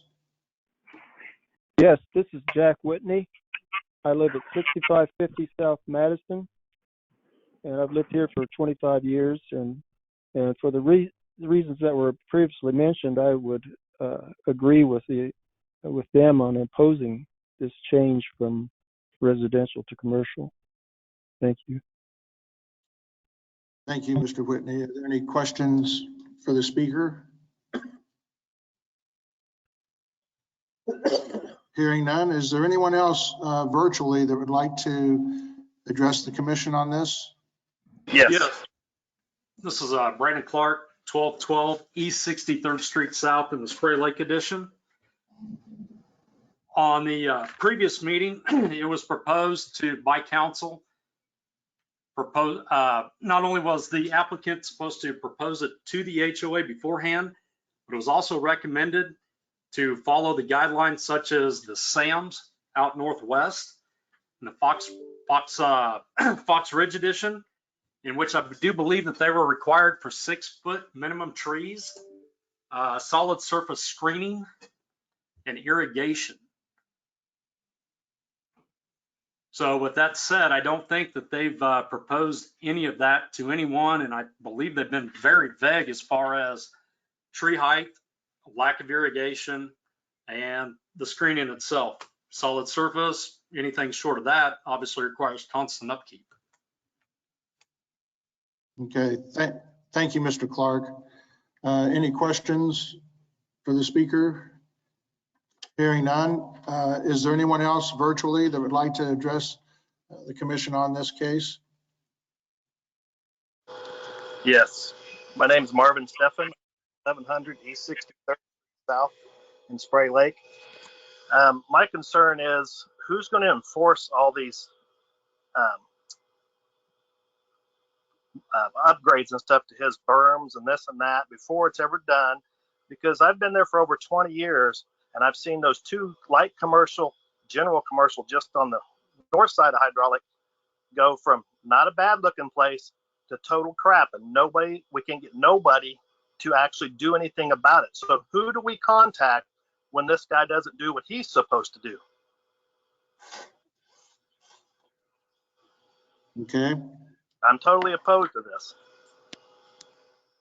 All right, thank you. Are there any questions for Mr. Steffen? Hearing none, is there anyone else who would like to address the commission on this? Annette Lowe, 1 East 61st Street South. Two things that I don't think have been brought up is, is there a budget for this? Because I can't imagine me having a 3-acre lot and trying to landscape it over the last 12 years, that it's feasible to put all this in. From a cost perspective, it seems pretty prohibitive. And then the other thing I'd like to mention is that one of the benefits to living out here is that we get a lot of wildlife, and any commercial business that comes in is going to inhibit that. Deer, fox, whatever, coyotes. And that's kind of why we've chosen to live out here. So opposed. Okay, thank you, Ms. Lowe. Any questions for the speaker? Hearing none. Is there anyone else who would like to address the commission on this case?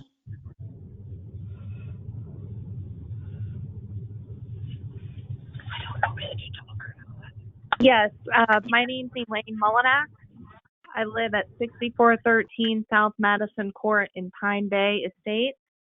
I'm definitely 100% opposed for the huge laundry list of different reasons that have been given. I would like to believe that my voice as a property owner is going to be heard and appreciated by the board. I agree with what's previously been said in the fact that you can put a berm and a bunch of trees and a bunch of bushes anywhere to make it look pretty. But for me, I have almost 20 years of insurance experience with an emphasis on specialty vehicles like boats and RVs. These storage facilities are huge hotbeds for criminal activity. People know that it's just sitting there for the taking. These places are broken into all of the time. And I would like to know what he feels he has done differently for his proposed security features that are so much better and different than all of the other places around that are available. It doesn't fit here. All of these property owners should be able to be heard. We don't want this in our neighborhood. I want him to find a place where he can be successful. It's just not here. Okay, thank you. Are there any questions for the speaker? Hearing none, we could have, is there anyone else virtually that would like to address the commission on? Yes, this is Eldon Nice, 6745 South Grove Court. I'm also in Pine Bay. It's beyond me why have a residential property there and they can't access a road to put in and make them put an expensive road in, and then you vote it commercial and they have access in and out. That is not right. Thank you. Okay, thank you for your testimony. Anyone want to have any questions for the speaker? No, I just don't want it there. Hearing none, is there anyone else virtually that would like to address the commission on this case? Yes. Name and address, please. Ann Nice, 6745 South Grove Court. For the reasons that have been outlined, I agree with all of the speakers in opposing this change. There are many places they could go other than on that property. Thank you. Thank you. Any questions for the speaker? Hearing none, is there anyone else virtually that would like to address the commission on this?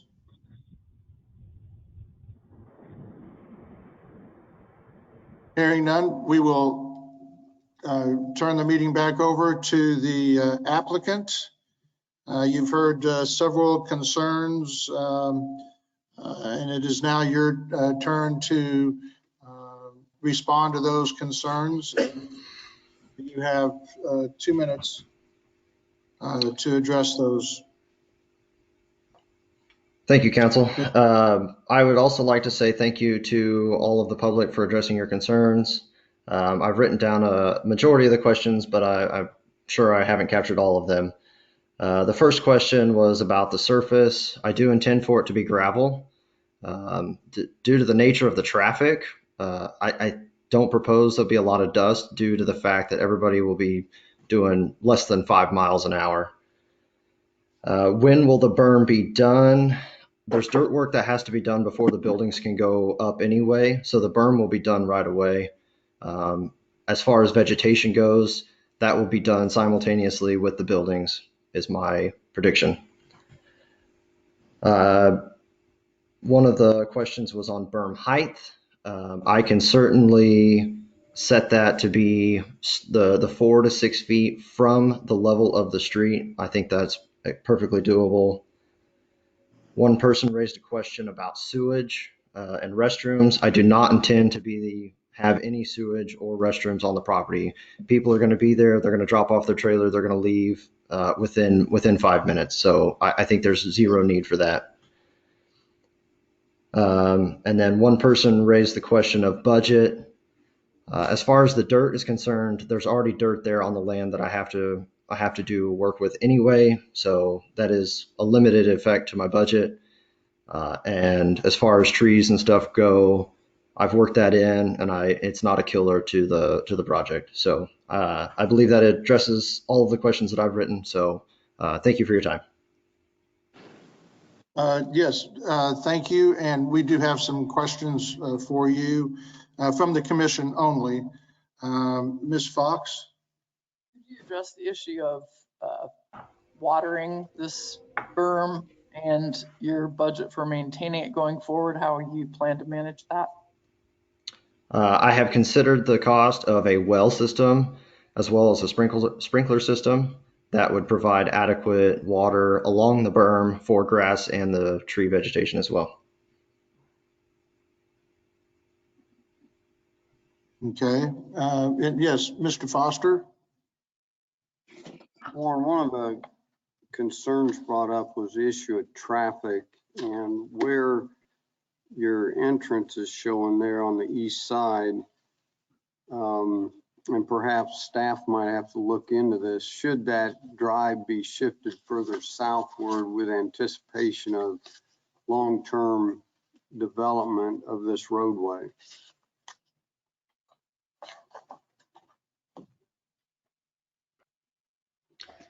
I have not drawn this up with the plat in front of me, so I don't know exactly where the drive is platted, but certainly that entrance can be moved.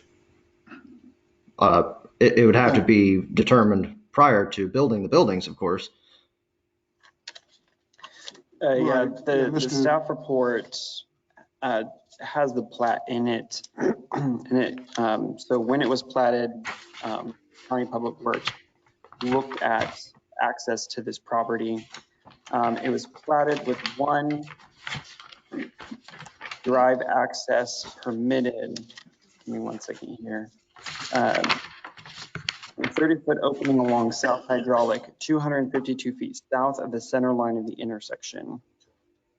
And that is the only place on the plat that is afforded. And so if it was platted, that means it was reviewed by County Public Works, since it's on the county side of the road, as deemed appropriate location from the intersection. I'm sure they took into consideration the future expansion of the road if possible, but it definitely took into consideration traffic counts and the distance from the intersection as to not be allowed closer.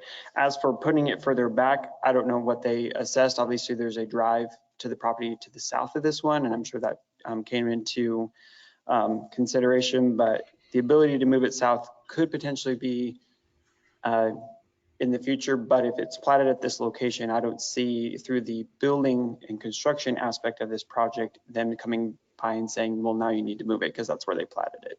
Okay. All right. Mr. Foster, you had another question or two? Philip, the plat document we have in our report shows the 30-foot, 200 and, I don't know if that's 50 feet or something south of the intersection. Then there's another 30 feet clear down in the southeast corner. Would that be for drive allowance as well? Knowing how it's labeled, that you're right, that I missed that, I apologize. You're right, there looks like to be another affording of a 30-foot drive on the very south property line, according to the plat. I missed that in the initial review.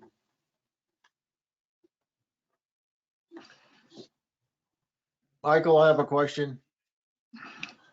Yeah, Rob.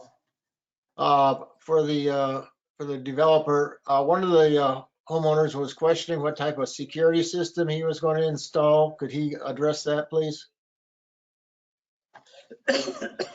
Sure. I have spoken to a security company. I would have a series of cameras around the property, specifically at the entrance, the corners of the property, corners of the fences, looking down the fence lines. I would also have an alarm system to deter any intruders. And one of the features that I would like to include would automatically alert law enforcement as well as myself. So, and I only live in Derby, so I'm just about 2 miles from this property, and I could be there within minutes. Okay. Is the entrance, is it a gated entrance with like a keypad, or how are you going to operate that? Yes, sir, that's correct. Okay. And each user would have their own PIN, and I intend to have a notification for every PIN that's entered. So I would know at which time who's coming and going at all times. Okay. Thank you, Rob. Are there any questions from the commission to the applicant? This is Joe Johnson. Yeah, Joe. I had a question for the applicant. He may have said, but does he, I have two really. Does he intend to use a sprinkler system? Is my first one. I'm sorry, you cut out really bad. Can you repeat your question, please? You intend to use a sprinkler system for the lawn? Yes, yes, that's correct. Okay, and the second question was what is the street side facade of the buildings material? The parking lot area would be gravel. I'm talking about the building. Underneath the building would be gravel as well. No, the facade, the surface of the building, the vertical surface. I'm sorry. It would be metallic, aluminum or tin. Okay, so there's no brick anywhere. And that's correct. And I assume going by the city landscape standards, you would have a certain tree diameter that you would live with. Yes, sir. I would follow city ordinances as closely as I can. Okay, thank you. All right. Thank you, Mr. Johnson. Are there any, yes, Mr. Foster? Just a follow-up question related to the architecture. As mentioned, these are just going to be pole barns. What type of roofing material are you considering, Mr. Warren? It would be the same metallic material.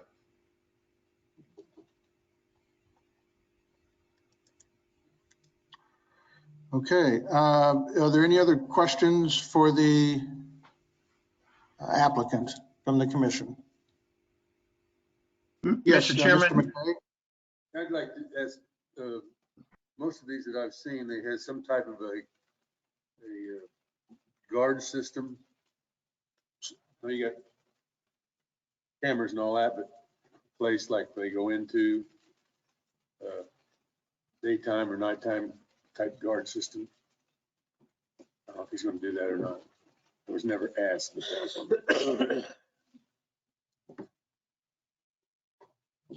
Mr. Warren, did you hear that? Vaguely, talking about a guard system. Like a guard house or a place for this, all this stuff to go to.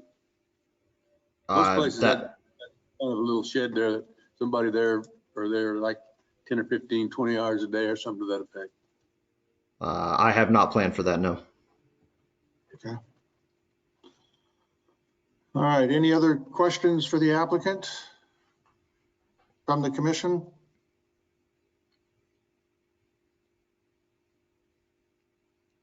Hearing none, we'll bring the discussion back to the commission for action. Yes, Mr. Foster. Philip, staff question. The use here in limited commercial with the protective overlay, this seems pretty benign. My question is, what other uses in limited commercial would be more intense? That's a very broad question. In the past, I could look up in their zoning book, and I don't have it with me. So. Right, and I don't have mine with me either. Mr. Wagner's coming to your rescue. Oh, Mr. Yeah, go right. No, I was going to say if you wanted to look at it. Oh. Come on, you don't want to look at the zoning code? If you would afford me a minute here, just to kind of look this through. I'll go ahead and just mention for discussion is, I always come back to, is it an appropriate zoning district for this property? And so I want to understand if for unknown reasons this goes away, what could potentially occur there? Just examples, you'd have a commercial parking area. So parking lot is permitted in limited commercial. You can have event centers, you can have nightclubs in the city or county if they follow the supplemental use regulations, which have distance requirements related to residential zoning, church, school, stuff like that. So those aren't permitted by right necessarily. For conditional use, you can do recreation and entertainment outdoor. So that would take another zoning action.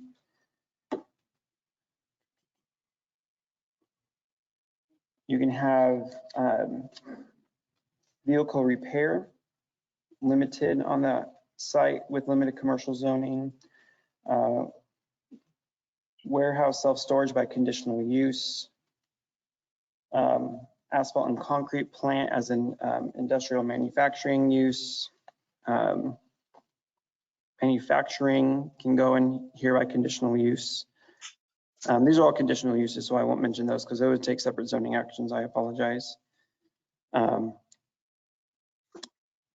Agricultural sales and service, depending on what that would entail with sales and service of ag equipment, is permitted in limited commercial. That gives me a good Does that give you an idea? I apologize. And, potential subjective question as to what's more intense than anything else, but it's looking for things that might generate more traffic or have more of a busy nature to it. But looks like Ms. Fox is giving you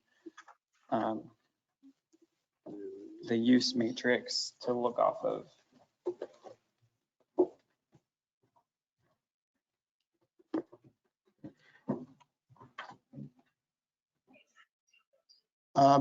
That answers my question. Thank you. Okay, thanks. Yes, Mr. Warren. Thank you, Mr. Chairman.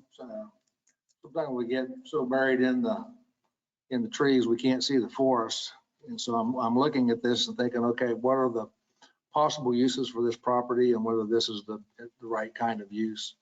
What this is not is a property that would lend itself well to residential property based on the traffic and the proven track record of over 25 years of availability across the street or on this property to develop. there's been lots of opportunities for other properties to develop, but this one certainly has not. And the same thing can be said for the properties that face out onto Hydraulic and 63rd Street are not ideal for residential development. So I think that the only thing that would really please all of the neighbors around here is if this went residential, but that really is not a likely opportunity. So then it becomes, what is the next best use for the property? And you start looking at commercial, and this is probably the least traffic, the least daily use, the least obnoxious of anything that could go in there in terms of lighting, in terms of traffic. That go out there, this is going to be a pretty light use in terms of in and out traffic. When it's going to be used, it's not likely to be used late at night. It's not going to be a noise problem from that standpoint. So I think that the opportunities that we have here, this is way better than a whole host of other possibilities that would come in. And so therefore, I'm going to move to approve per staff comments, citing a number of things. The zoning and the character of the neighborhood, this lends itself with that with the number 3, the protective overlay. Offers a number of protections to protect the properties in and around the area. Number 2 talks about the suitability for the property to which it's been restricted. It is not suitable for residential in my mind.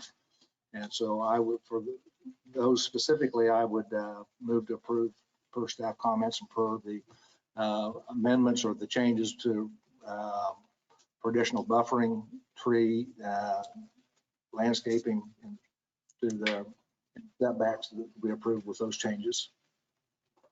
Do we have a second on the motion? I'll second it. Motion made by Mr. Warren, second by Mr. Bill Johnson. I had one question on the enforcement. That was a concern that several of the speakers mentioned during their testimony. How is that enforcement of these landscaping requirements that we're putting into this, and when in fact do those landscaping requirements need to be met and during the time of construction and building that property out? As the protective overlay is written right now, they just need to submit the revised landscape plan, the landscape plan prior to approval. So they can't get a building permit until the landscape and screening plan has been approved. Conditions can be changed to say, certain things have to be in place before a building permit, but as of right now, just the plan, which guarantees that he was following what we have outlined here to say, yes, this will be in there. I can defer to J.R. Cox as to the other options. Right behind you. As to what it is, but the way the protective overlay is written right now is he cannot get a building permit until the landscape plan is approved. And as he said, he has to do earthwork on the property anyway before he build the building, so that lends to the berm getting done. And it's reasonable to expect that the landscaping would be done. And you could say that, an occupancy permit cannot be issued until the landscaping is done. That's not in the protective overlay right now, but that has been something we have done in the past. Kind of buffering things up to ensure that things are done and not just lagging behind waiting to be enforced. Okay. And Mr. Cox? Good afternoon, Commissioners. J.R. Cox, Wichita-Sedgwick County Metropolitan Area Planning Department. For the record, the answer to the question on enforcement is actually twofold. So you have the first fold is time of construction. The Metropolitan Area Building and Construction Department would be responsible to go through a plan review of this project, ensuring that all the conditions are met through that plan review, and then the building inspectors would do the inspection at the time of construction. So in theory, it should be all done when a final certificate of occupancy is issued. It's done. Later, maintenance, when that comes up, which invariably it will, there is staff that would address those issues. Okay. As for the timing of the screening requirements, I think it's safe to say generally construction projects do not do screening prior to construction or even concurrent with it. It's usually done near the end of the construction phase. Sometimes it's necessary that it be done that way just because of the work site. So if something Other than that would be desired by the commission. That should probably be included in the action. So before a certificate of occupancy is granted or issued, the landscape buffering on 63rd and Hydraulic would be done, or? The code generally already requires that. However, if they do not have it done for some theoretically legitimate reason, whether, for instance, they can post a bond and do it at the next planting season, and they can be issued a temporary certificate of occupancy by the MAPC, as far as I understand it, unless they've changed their processes. Okay. And then the final C of O would happen once all the improvements are complete. Okay. Thank you for addressing the enforcement piece of that. Mr. Foster, did you have a question? No, more comments and discussion. Okay. Thank you. Yes, sir. Thank you. First one relates to the landscape treatment. I think we need to go a step further on that. I tally up over 2,250 feet of landscape treatment. We're talking just shy of half a mile. So this is a huge monumental task. I would suggest that we give the flexibility to the applicant that they could use a native grass or a warm season grass in this condition, because if you look at the character and drive around out there, it's warm season. It's not highly maintained fescue and stuff. I just don't think that's appropriate. Plus, it would be a huge burden to the applicant there to try and maintain something like that. So I think it'd be fully in character to consider some low native grasses like blue grama and buffalo and even little blue stem, just to actually keep it more in character with the neighborhood. I certainly like the applicant's concept of mixing the trees rather than trying to do a perfect treatment of trees evenly spaced and all that, because Kansas is terrible for growing stuff, so things are going to die. Just a couple other items ready to points of discussion. I've gone back and forth throughout this whole discussion, trying to figure out what is appropriate for this property. And as the neighbors have talked, it's not the nature of the opposition, it's the fact that the whole character of the neighborhood comes out. And it's residential in terms of the spirit and character of what the neighbors are talking about. So it makes me think of, if you think of 37th and Tyler there, we actually had a case where it came back and was changed from commercial to TF3. And today there's some very nice TF3 development up there. You got an arterial street condition, and that's happened 2 other times to this body. I can't tell you exactly where they were, but I remember the lot conditions. So it's conceivable that residential done nicely could happen there. However, if we consider the landscape treatments that I've mentioned there, I would support the motion. Okay. Are there any other questions or comments? My question is, do we need an amendment to my motion to do that, or how would we address? I would suggest that just to provide flexibility to the applicant. I would be open to that amendment if you know how you would like to address it. I would too. If I could, the way the protective overlay is written doesn't pigeonhole the applicant into various types of bushes or grasses, or it says to use the landscape ordinance as a guide, or really that just a landscape plan be reviewed and approved. So there's not very specific language pigeonholing him into, well, you have to use fescue grass or you have to use a certain type of bush. So to your point, I know he's listening, and like I said, the way it's written, it's not in there to say it has to be done this way or that way. I would just suggest we add to the motion that the landscape treatment be considered more of a naturalistic approach to fit the neighborhood better.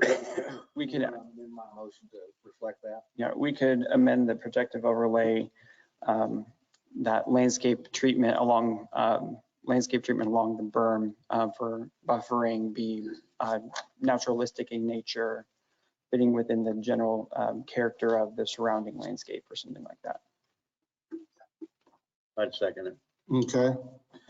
So we have a motion and a second, and legal approves of the Chairman Green. to that. And comments at this point are limited to the commission. So, okay, Mr. Johnson. Yeah, I'd like to make a substitute motion to deny.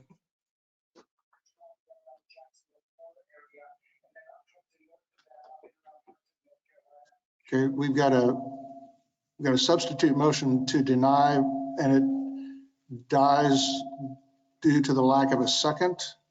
Did you ask for a second? Oh, do we have a second on that motion? I'd second. Okay, so we have a motion by Mr. Joe Johnson, motion by Johnson, second by Fox. And Joe, do you, with your motion, do you have any of the reasoning with regards to the golden rules that could help to bolster your motion to deny? I think with the character of the neighborhood and residential on all sides that have been developed, it's fitting for it to stay residential. Okay. So we have a substitute motion. Any comments on the substitute motion? Yes, I've Ms. been Fox. struggling with this situation also, and you know, the fact that all these residential spots have been vacant since 1985 and nobody's purchased them really struck me. But then I heard today that someone has recently purchased multiple lots. I know that in the last year, there's been a lot more focus on get me out of the city, get me into a place where I can be alone. When I look at, there's 2 pages of possible uses for limited commercial. And when I look at them, the majority of them provide something to a residential area that makes that area more livable. Things like the local beauty shop or the local, you know, pet daycare center or the local library or the local bank branch that makes this an area where I can get some of my, you know, weekly needs met nearby. And to me, a large storage place is not something that serves my neighborhood needs. So for the residential character of the neighborhood, I feel like that storage facility really doesn't make this neighborhood better, even though it would be a use for the land. The huge residential lots and the location of the lake, I would think most of the homeowners would have space on their lots to hold their own personal RV or, you know, other recreational vehicle on their own property if they were wanting to keep it, their boat, etc. So the struggle, and that's why I would support the alternative motion. Okay, thank you. Mr. Chairman. Yes, Mr. McKay. I'd like to make a comment. On the west side of town, there's a project almost identical to this, 135th and Kellogg. And being one of the developers of Auburn Hills, along with the city, from that to this area, it's been built up in the last 2 to 3 years with $200,000 to $400,000 houses coming right straight up.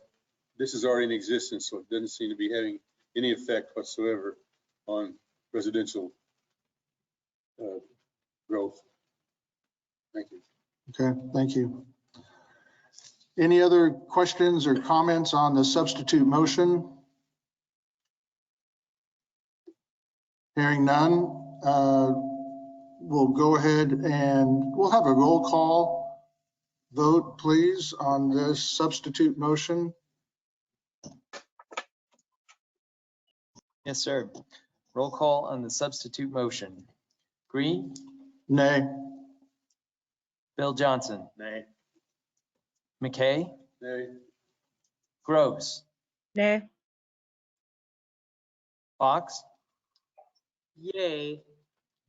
Dool. No. Blick. Don't believe he's with us. Nix. Nay. Foster. Nay. Warren. Nay.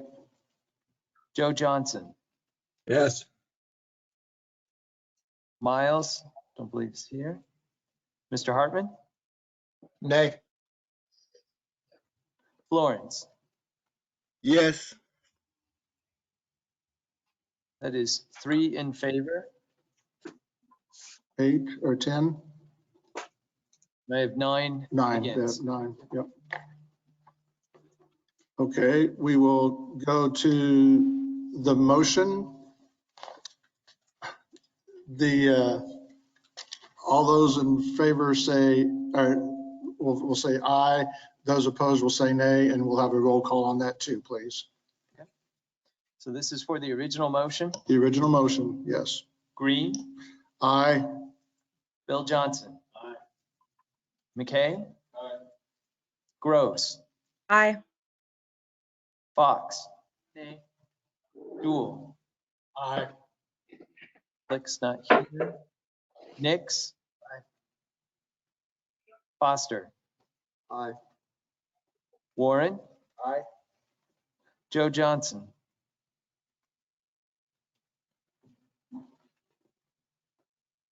Mr. Johnson, Joe Johnson. Give us a thumbs up or thumbs down. We're not hearing you, Joe.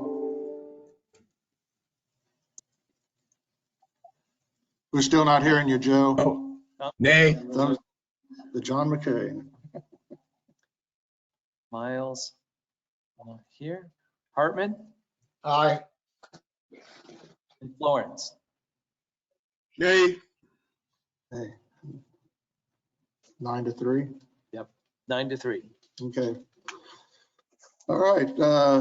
Thank you for that discussion. And moving on to our next case will be, hey, Mr. Zevenbergen again. We're just efficient. We don't like to move people. Second case this afternoon. Is it morning yet? Are we tomorrow? Con 2021 triple or quadruple 06 is within the city of Wichita. It's a conditional use request to allow a 125-foot cell tower for AT&T on a property zone, single-family residential, generally located about a quarter mile west of South Seneca and a half miles north of West 31st Street South. The location is on the site for the Southwest Presbyterian Church. The church is leasing a portion of their land to the location of this tower. The Unified Zoning Code provides areas within the city that if you locate within them, you can just do it by administrative permit. This is outside of that location. That map was attached in your staff report. Section 3A2D of the Wireless Communication Master Plan limits the height of towers in SF5 district that can be approved by administrative permit to 65 feet as long as it complies with compatibility height standards in the Unified Zoning Code. The proposed tower does exceed the height guideline of 60 feet, or this height guideline by 60 feet. Also, it is within 500 feet of a property zone, single family, which requires adherence to the compatibility standards of section 4C5B of the zoning code. That compatibility standard basically says for every foot you have away from a property line, you can go 1 foot in height. So if you have a 100-foot distance from your property line, you're allowed to go 100 feet tall. Lots to the north and to the west of the Cider Zone single family, using the scale that was provided in the site plan that the applicant provided. The tower is approximately 75 feet, give or take, from the lot line of the nearest property zone single family. Therefore, the compatibility height standard would limit the tower to 75 feet in height. The proposed 125-foot tower exceeds that height standard by 50 feet. The conditional use process can waive the height compatibility standards if they are exceeded, and it is determined that the proposed height of the tower will not detrimentally affect the nearby properties. you want to go to the site plan, that'll be, keep going. There you go. So there's a lot of detail in the site plan. In the middle of that like broader dash circle, there's a dark bolded small circle. That's where the actual tower location will be. The leased area of the tower is 70 feet by 70 feet in size with a 20-foot access utility drive. The access easement is the same for the one for an existing drive going to the church parking lot, so it's already there. Access to the tower will be via the leased drive off of West Regal Street.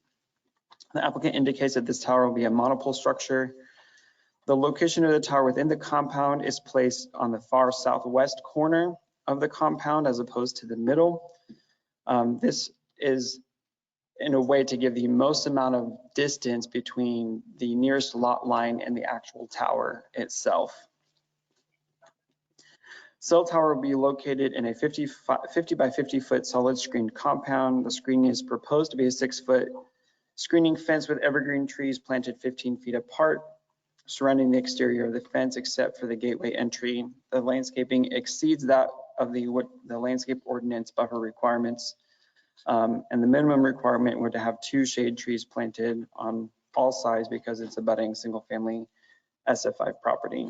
The tower is meant to provide additional telecommunication coverage for an area near South Seneca and West 31st Street. The agent provided a notarized statement stating that an analysis done of possible co-location sites was conducted and none were available to meet the needs in this location.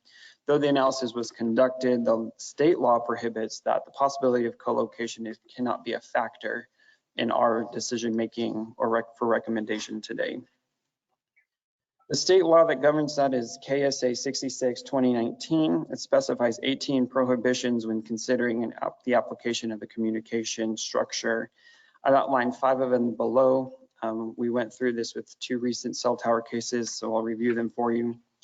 The first one is the applicant's designated service, customer demand for service or quality, or the applicant's service to or from a particular area on a site cannot be evaluated. In layman's terms, basically saying there's enough coverage in the area. We think the coverage there is fine. We don't think you need a tower here. Number 2 is proprietary, confidential, or other business information cannot be required to justify the need for a new communication structure, including propagation maps and telecommunications traffic studies. You can't say, well, you've got a tower X amount of feet away, 2 miles away. This one, we don't need another one here. You don't need the addition of another tower. Number 3, the available of potential locations for the placement of communication structures, including but not limited to the option to co-locate instead of constructing a new communication structure, cannot be evaluated. Again, you can't say there's one 2 miles away. Can't you just put your antenna on that tower instead? Or hey, instead of putting on this site, we want you to actually put it on a different site instead. Number 4 is the type of transmission equipment or technology to be used by the applicant, including but not limited to requiring an applicant to construct a distribution antenna system or small cell facility in lieu of constructing a new communication structure. Small cell is things that you'll find potentially on like light poles or power poles along street rights of way. Basically saying we can't dictate, well, we don't want you to do a tower. We want you to do multiple facilities in this area instead. It's up to their discretion as to what they feel needs to meet their needs in this area. And finally, the restrictions with respect to objects in navigable airspace, height limitations, proximity to civilian airports, or markings and lighting on communication structures that are greater than or in conflict with restrictions imposed by the FAA. Basically, when it comes to the height and stuff like that and the navigable airspace above, they just have to follow FAA guidelines. We can't say, we think your tower is too tall. That's for the FAA to decide. Staff reviewed the location of nearby towers registered with the FCC, which is the Federal Communications Commission. There are 8 towers within a 2-mile radius around the location. The reference that I use had an asterisk under say not all towers are registered with the FCC, so there might be other towers in this area. These were just registered with the FCC. The towers within the 2-mile radius range in height from 100 feet to 189 feet. The nearest tower is 1 mile south of this location at 1785 West 35th Street South, which is in between I-235 and a residential area. So if you're on I-235 near Seneca, can you see a cell tower on the north side? That's that tower. is 189 feet tall and is approximately 250 feet from the nearest residential property line, and the compound has no screening, fence, or landscape buffer from residential properties. The character of the surrounding area is single-family residential neighborhood. Property to the south and west are zoned single-family SF5 with single-family homes. Property to the north and east are zoned single-family, and it's the church property. The church property on which the tower is proposed is 2.5 acres in size, and the majority of the property is not occupied by any building or parking. Therefore, if you want to go to the aerial image, Paul, thanks. As you can see on this, a lot of the site is actually unoccupied or unused. Therefore, there is an opportunity for the location of the tower to be moved on the site to meet the height compatibility standards in relation to the nearby residential lot lines. The one in particular we're looking at is the one lot that faces West 27th Street. The back corner of their backyard property line is the one that's the nearest to the tower. However, alternate locations on the church property that could achieve this would make the tower more visibly prominent on the site. If you think to move it, if you wanted to move it into the parking lot, it would, potentially disrupt the use of the parking lot for the church. So then you would look at the grassy area on the east side closer to Elizabeth Street. And now you have a pole kind of a whole lot more in the middle, a lot more visually prominent for more people to see. It's deemed to be more visually obtrusive to the neighborhood. Alternate locations would also be more detrimental for any future redevelopment of the site. The current site of the compound is in a remnant piece of land between the access drive going to the parking lot and the rear yards for the residential properties. As stated before, the agent has placed the tower within the compound to be as far from the residential property lines as possible. The subject site was part of the Pancrat Second Edition, which was platted in 1952. 1.6 acres, and really the western extent, those 5 parcels that were taken out were replatted into the WHH edition and created into the 5 single-family lots that you see next to the church. The proposed wireless communications facility will not require any municipal services. However, there are water and sewer lines available on site. Access to the site is from the 20-foot utility easement or access easement. West Regal is a paved 2-lane mobile street without sidewalks. The comprehensive plan identifies the site as appropriate for residential and commercial. If you learn a land use map, one over. The residential category is described as follows: encompasses areas that are likely to be developed or redeveloped by 2035 with uses that reflect the full diversity of residential development. On this land use map that you can see right where the tip of the arrow is a little shade of pink. That's the commercial that is identified. The commercial category encompasses areas that will be developed or redeveloped in 2035 with intensities and types typically found in a large municipal area, such as convenience, retail, restaurants, and small offices or personal uses located and in proximity to or mixed with residential uses. The site is also in the it's established central area governed by the Places for People Plan. The Places for People Plan includes different area designations within the established central area, the subject site, and the surrounding area is around the community core near West Pawnee and South Seneca. It's also located in an area identified as an area of stability. The plan defines an area of stability as places that require less intervention and potentially less investment to maintain a viable development environment for the community. Given the size of the overall site the church owns, there's the possibility of future redevelopment of this site should the current use cease. Placement of the tower compound elsewhere on the site to achieve height compatibility standards could greatly impact future redevelopment of the site. The Wireless Communication Master Plan, which was adopted in 2019, outlines guidelines for the location of cell towers. Section 3 states that tall wireless communications facilities should be limited to heavy commercial industrial areas and should decrease in height as intensity of development decreases as well, the shortest towers being located in residential areas. Additionally, facilities should be located and designed in a manner that minimizes the visual obtrusiveness and negative aesthetic impacts on surrounding properties. The height guidelines for residential areas is 65 feet to be approved by administrative permit. Anything taller than that would have to come by conditional use, which is why we're hearing it today. The combined conclusion for conformance to the plans and policies complies with the overall spirit and intent to accommodate both the expansion of wireless communication capabilities within the city, while honoring the introduction of this type of use at this location by requiring conditional use approval process and applying all supplementary use regulations to the property to mitigate possible adverse effects with this new development. Overall, staff is recommending approval subject to conditions that were outlined in the staff report. Number one, that section 3D6G, which is the supplemental use regulations for wireless communications facilities, they have to be met. The applicant shall obtain all necessary permits to construct the wireless communication facility within 50 days of submittal of the building permit application. It shall be erected within 1 year of approval of the conditional use by the Planning Commission or the governing body as applicable. Again, if this case is not protested, it does not go to the City Council for final approval. So final approval from you guys really won't be until 2 weeks from now, potentially, when we know whether or not it's protested. If it is protested, it goes to City Council for final approval. The support structure should be a monopole that is silver or gray or a similar unobtrusive color with a matte finish to minimize glare. The support structure shall be no taller than 125 feet, plus additional 5 feet for lightning suppression equipment. One change to what the applicant submitted is on item E, requiring an 8-foot tall solid screening fence instead of a 6 to help minimize the visual impact of the compound area or the equipment inside of it.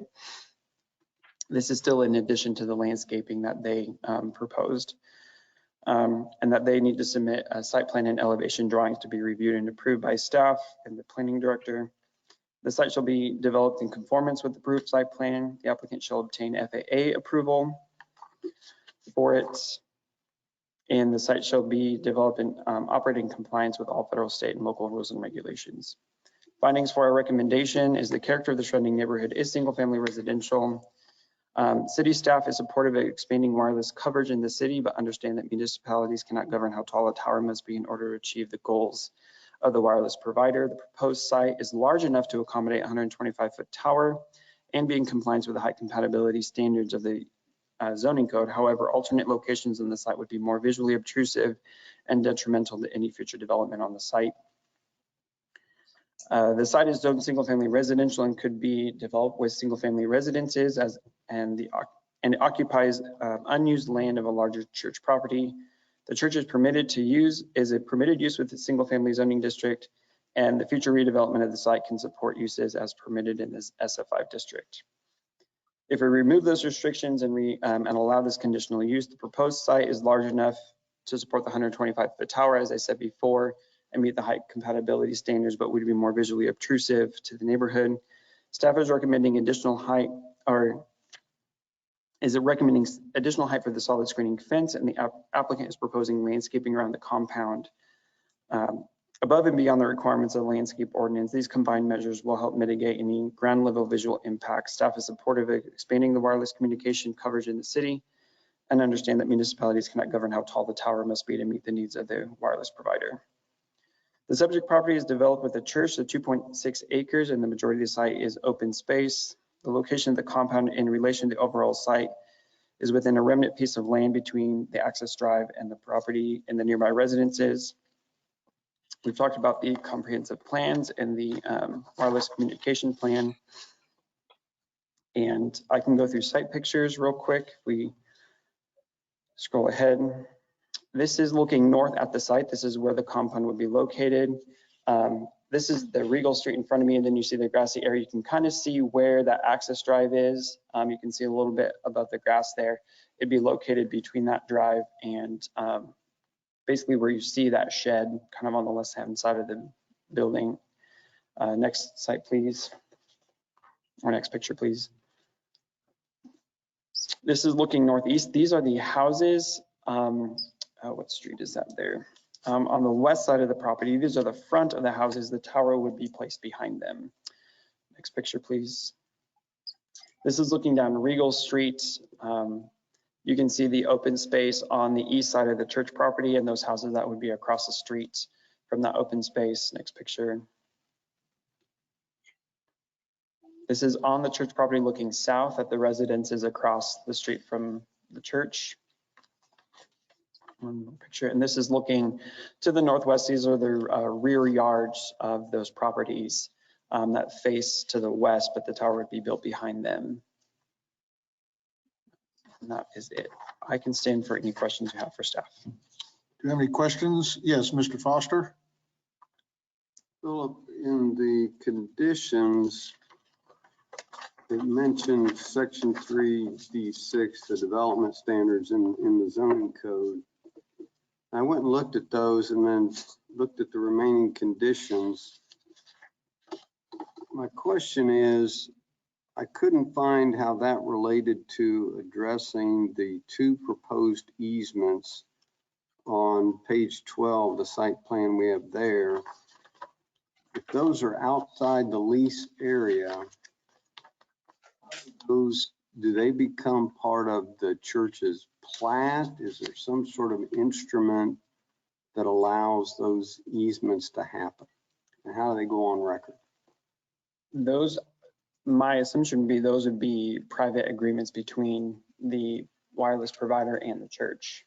The church agreeing to provide access, the wireless provider access on their property to get to the lease area for the tower.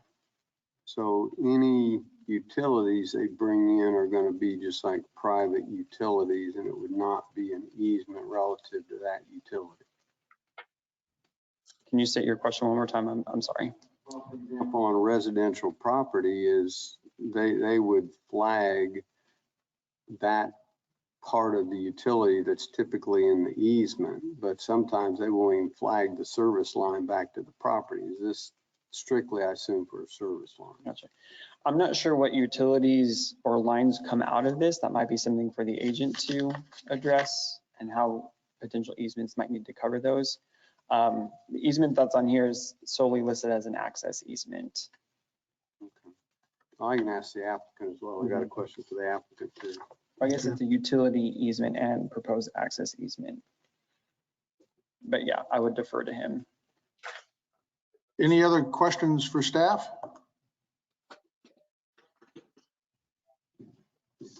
Yes, Ms. Fox, sorry. My first cell tower, sorry. A monopole, does that mean the circumference is the same at the base as it is up top?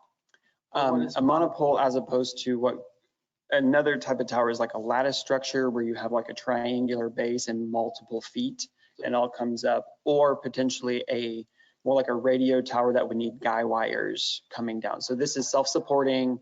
It is a singular pole. I don't know if the dimensions change as it goes up. I would assume the pole would be wider at the bottom than the top.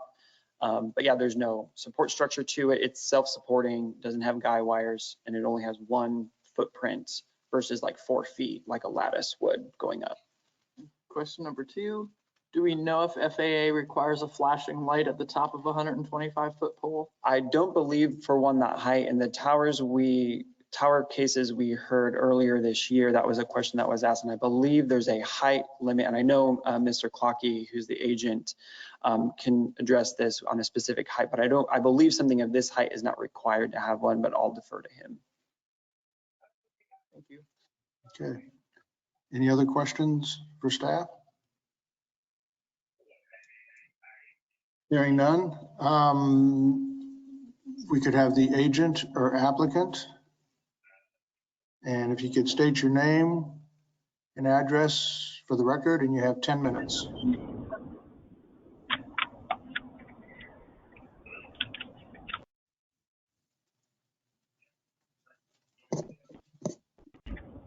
Agent or applicant? I'm on earlier. Mr. Clockey, are you there? Here's.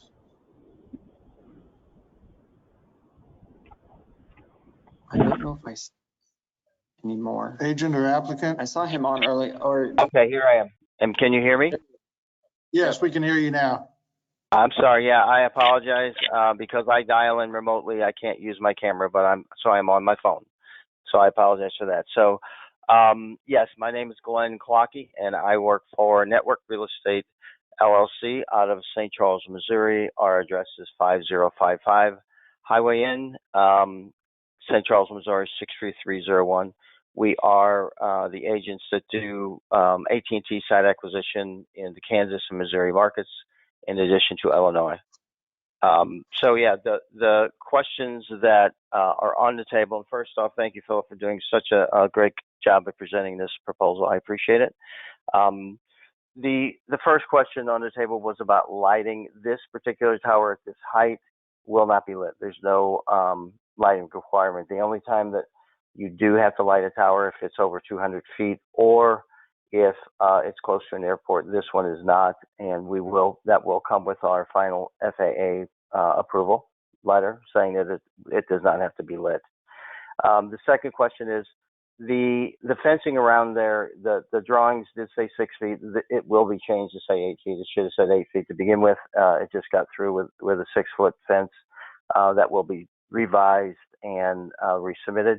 And the type of fence that's being installed is a Simtech type of fence. It's a solid looking fence, and it'll be whatever color the city decides they want it to be to match.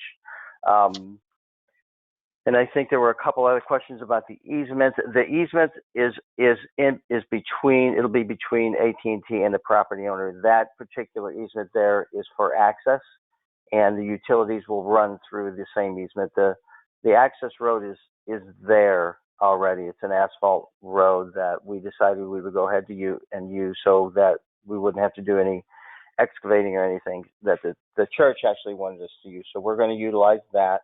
We're probably going to improve it quite a bit, and then the utilities will run along that same road in the same easement. It's all the same. If you look at the drawings, it's called out as an access, and then there's utility easement that runs along with that, and it'll just be the utilities for the tower.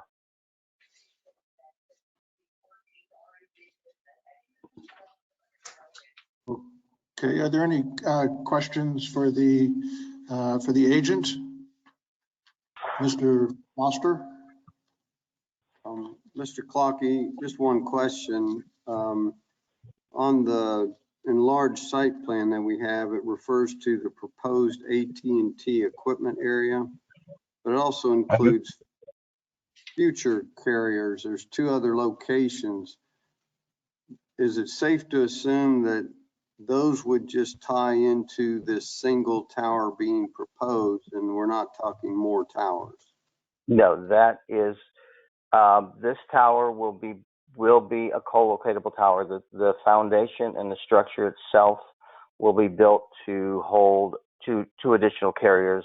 It's something that is required, and yeah, that will be, if another carrier does come along and likes this location, their equipment will go inside our lease area, inside that fencing, and they will utilize the existing tower. There's not enough room for another tower in there. Thank you. Are there any other questions? Yes, Ms. Fox. Could you clarify the monopole design? What does that mean about the circumference at the base and as you go up this tower?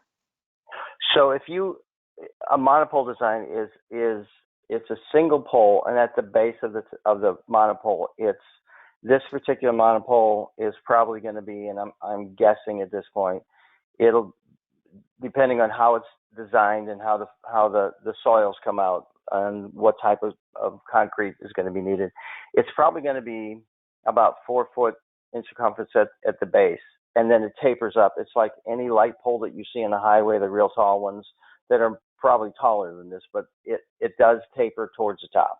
So when you get to the top, it probably tapers down to about, I'm going to guess to be about a little less than 3 feet, maybe even less. So that's what a monopole design is. There's nothing, no guy wires that come off it. There's no any type of additional structure, any type of things that hold it up. Just all the structure comes from the concrete in the ground, and there's huge bolts that bolt down onto the concrete. So it's like a big light pole is what it is actually. And they're silver. They're not silver. They're kind of a grayish in color. Okay, thank you. Thank you. Any other questions for the agent? Hearing none, we'll open Mr. this Chair, up. If I could, Yes. I failed to mention, this did go before the District Advisory Board 4 on March 1st. They had a unanimous approval of 7-0. There was no public comment at that meeting. Okay, thank you for that information. Is there anyone at Century 2 that would like to address the commission on this?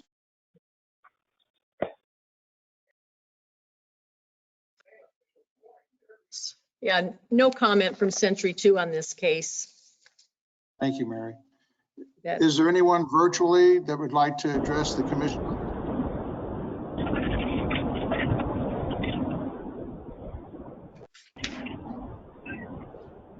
Anyone virtually that would like to address the commission on this cell tower case?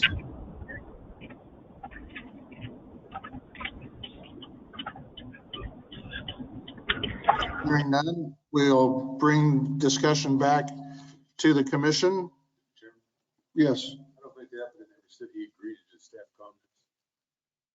Would you like to ask him?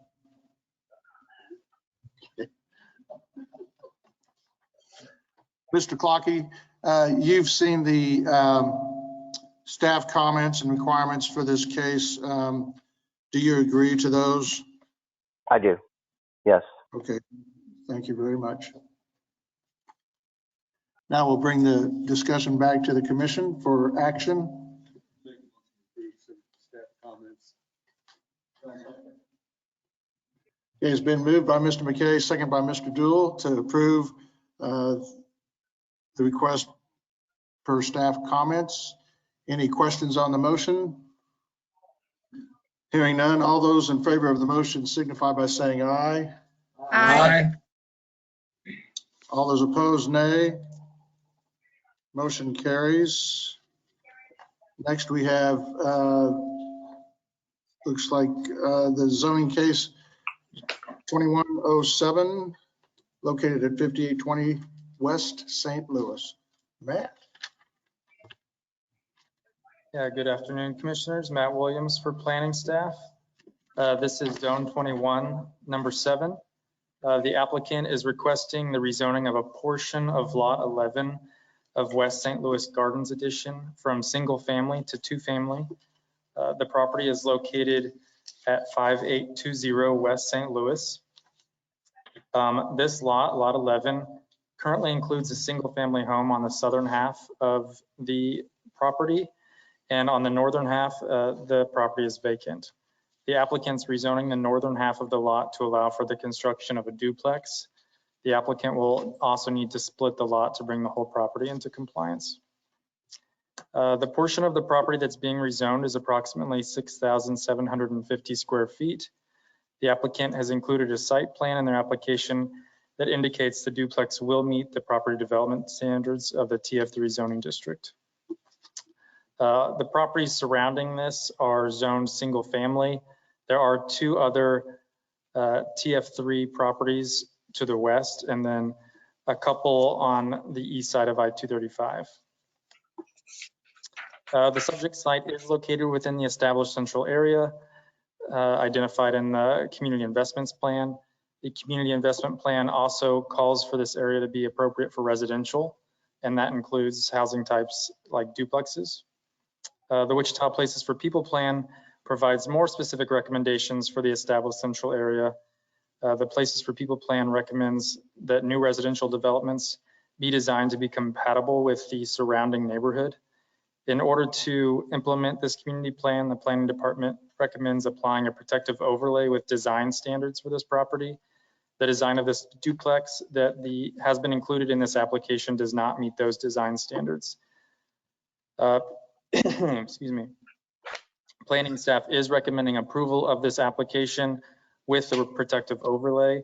The protective overlay again requires that the property splits this lot to create 1 lot with a TF3 zoning and 1 lot with a single family zoning, and then also includes the design guidelines as recommended in the Places for People plan. That includes design guidelines, the parking area not covering more than 50% of the front yard, and other issues. I can go through some of our slides here. Next slide. This is the property. So the whole lot is the red box and then the piece of the property to the south of that where the single family home is. Next slide. Here's showing the residential designation from the community investments plan. Next slide. And then here is the property just to the north of the vacant spot. You can see kind of the vacant area right behind those two big trees. Next slide. This is the single family home that's currently on the property just to the south of the portion that's being rezoned. Next slide. And this is that vacant spot. Next slide. Kind of across the street. Next slide. Next slide. All right, so I'd be happy to answer any questions with that. Do you have any questions for staff? Mr. Foster? Matt, when I was going through the zoning, I could not find any lot coverage requirements for something such as this. And what gets my attention is thinking about kids and, you know, whoever's living here, just having some amount of a yard. And I'm not finding any lot coverage. Am I correct on that? I don't have lot coverage in front of me. I know that, you know, the TF3 zoning district requires 6,000 square feet for a duplex. And this is, the lot's going to be 6,700 square feet. And then, you know, it complies with the standard setbacks, 20 feet in the rear, 25 in the front, 6 on the side. Well, I'm also looking at the guidelines, one being no more than 50% of the front yard is going to get paved, which I think is important. Question related to that is, work when MAPC is going to be working with the applicant on permitting, the reviewer is going to definitely go to this zoning and look to this protective overlay. I just want to confirm that. That's my understanding, is that when they look at the property, the zoning will pop up and that zoning will include the protective overlay, and they'll have all of this information in the staff report right there to review. So they'll be checking with the building permits to make sure that it meets all of these. Thank you. Any other questions for staff? Hearing none, do we have the applicant? Mr. Evans?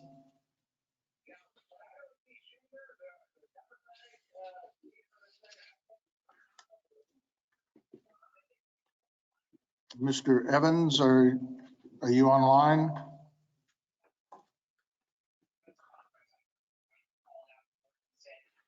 Yes. Mr. Chairman, can you there hear is this? Yes. Is this Mr. Evans?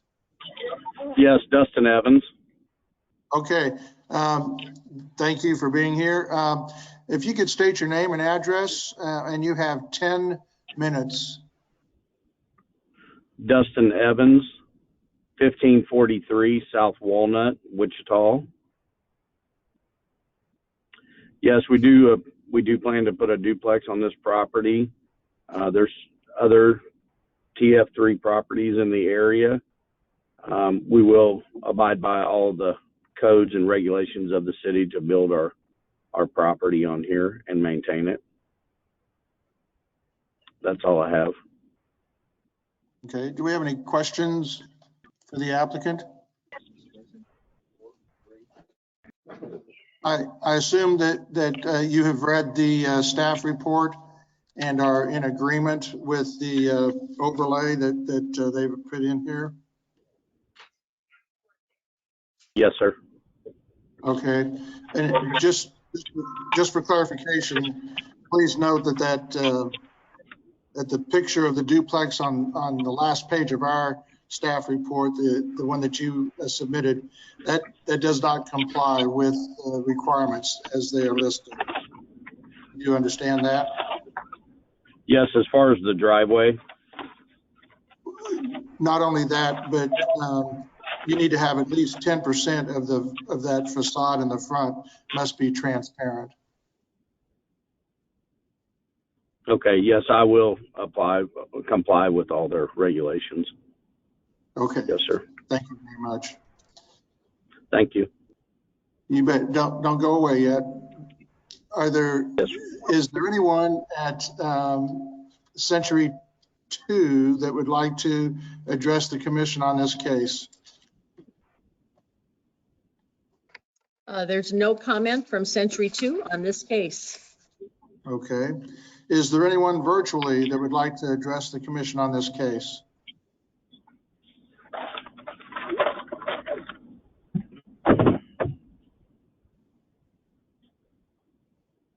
Hearing none, we will bring this back to the commission for action. There's someone trying to, because I thought we heard this case because there was someone who was interested. There was somebody at Century 2 that was interested, and they're no longer there. So, okay. So we'll bring this back to the commission for action. It's been moved by Mr. Nix. Is there a second? I second it. Mr. McKay. Any questions on the motion?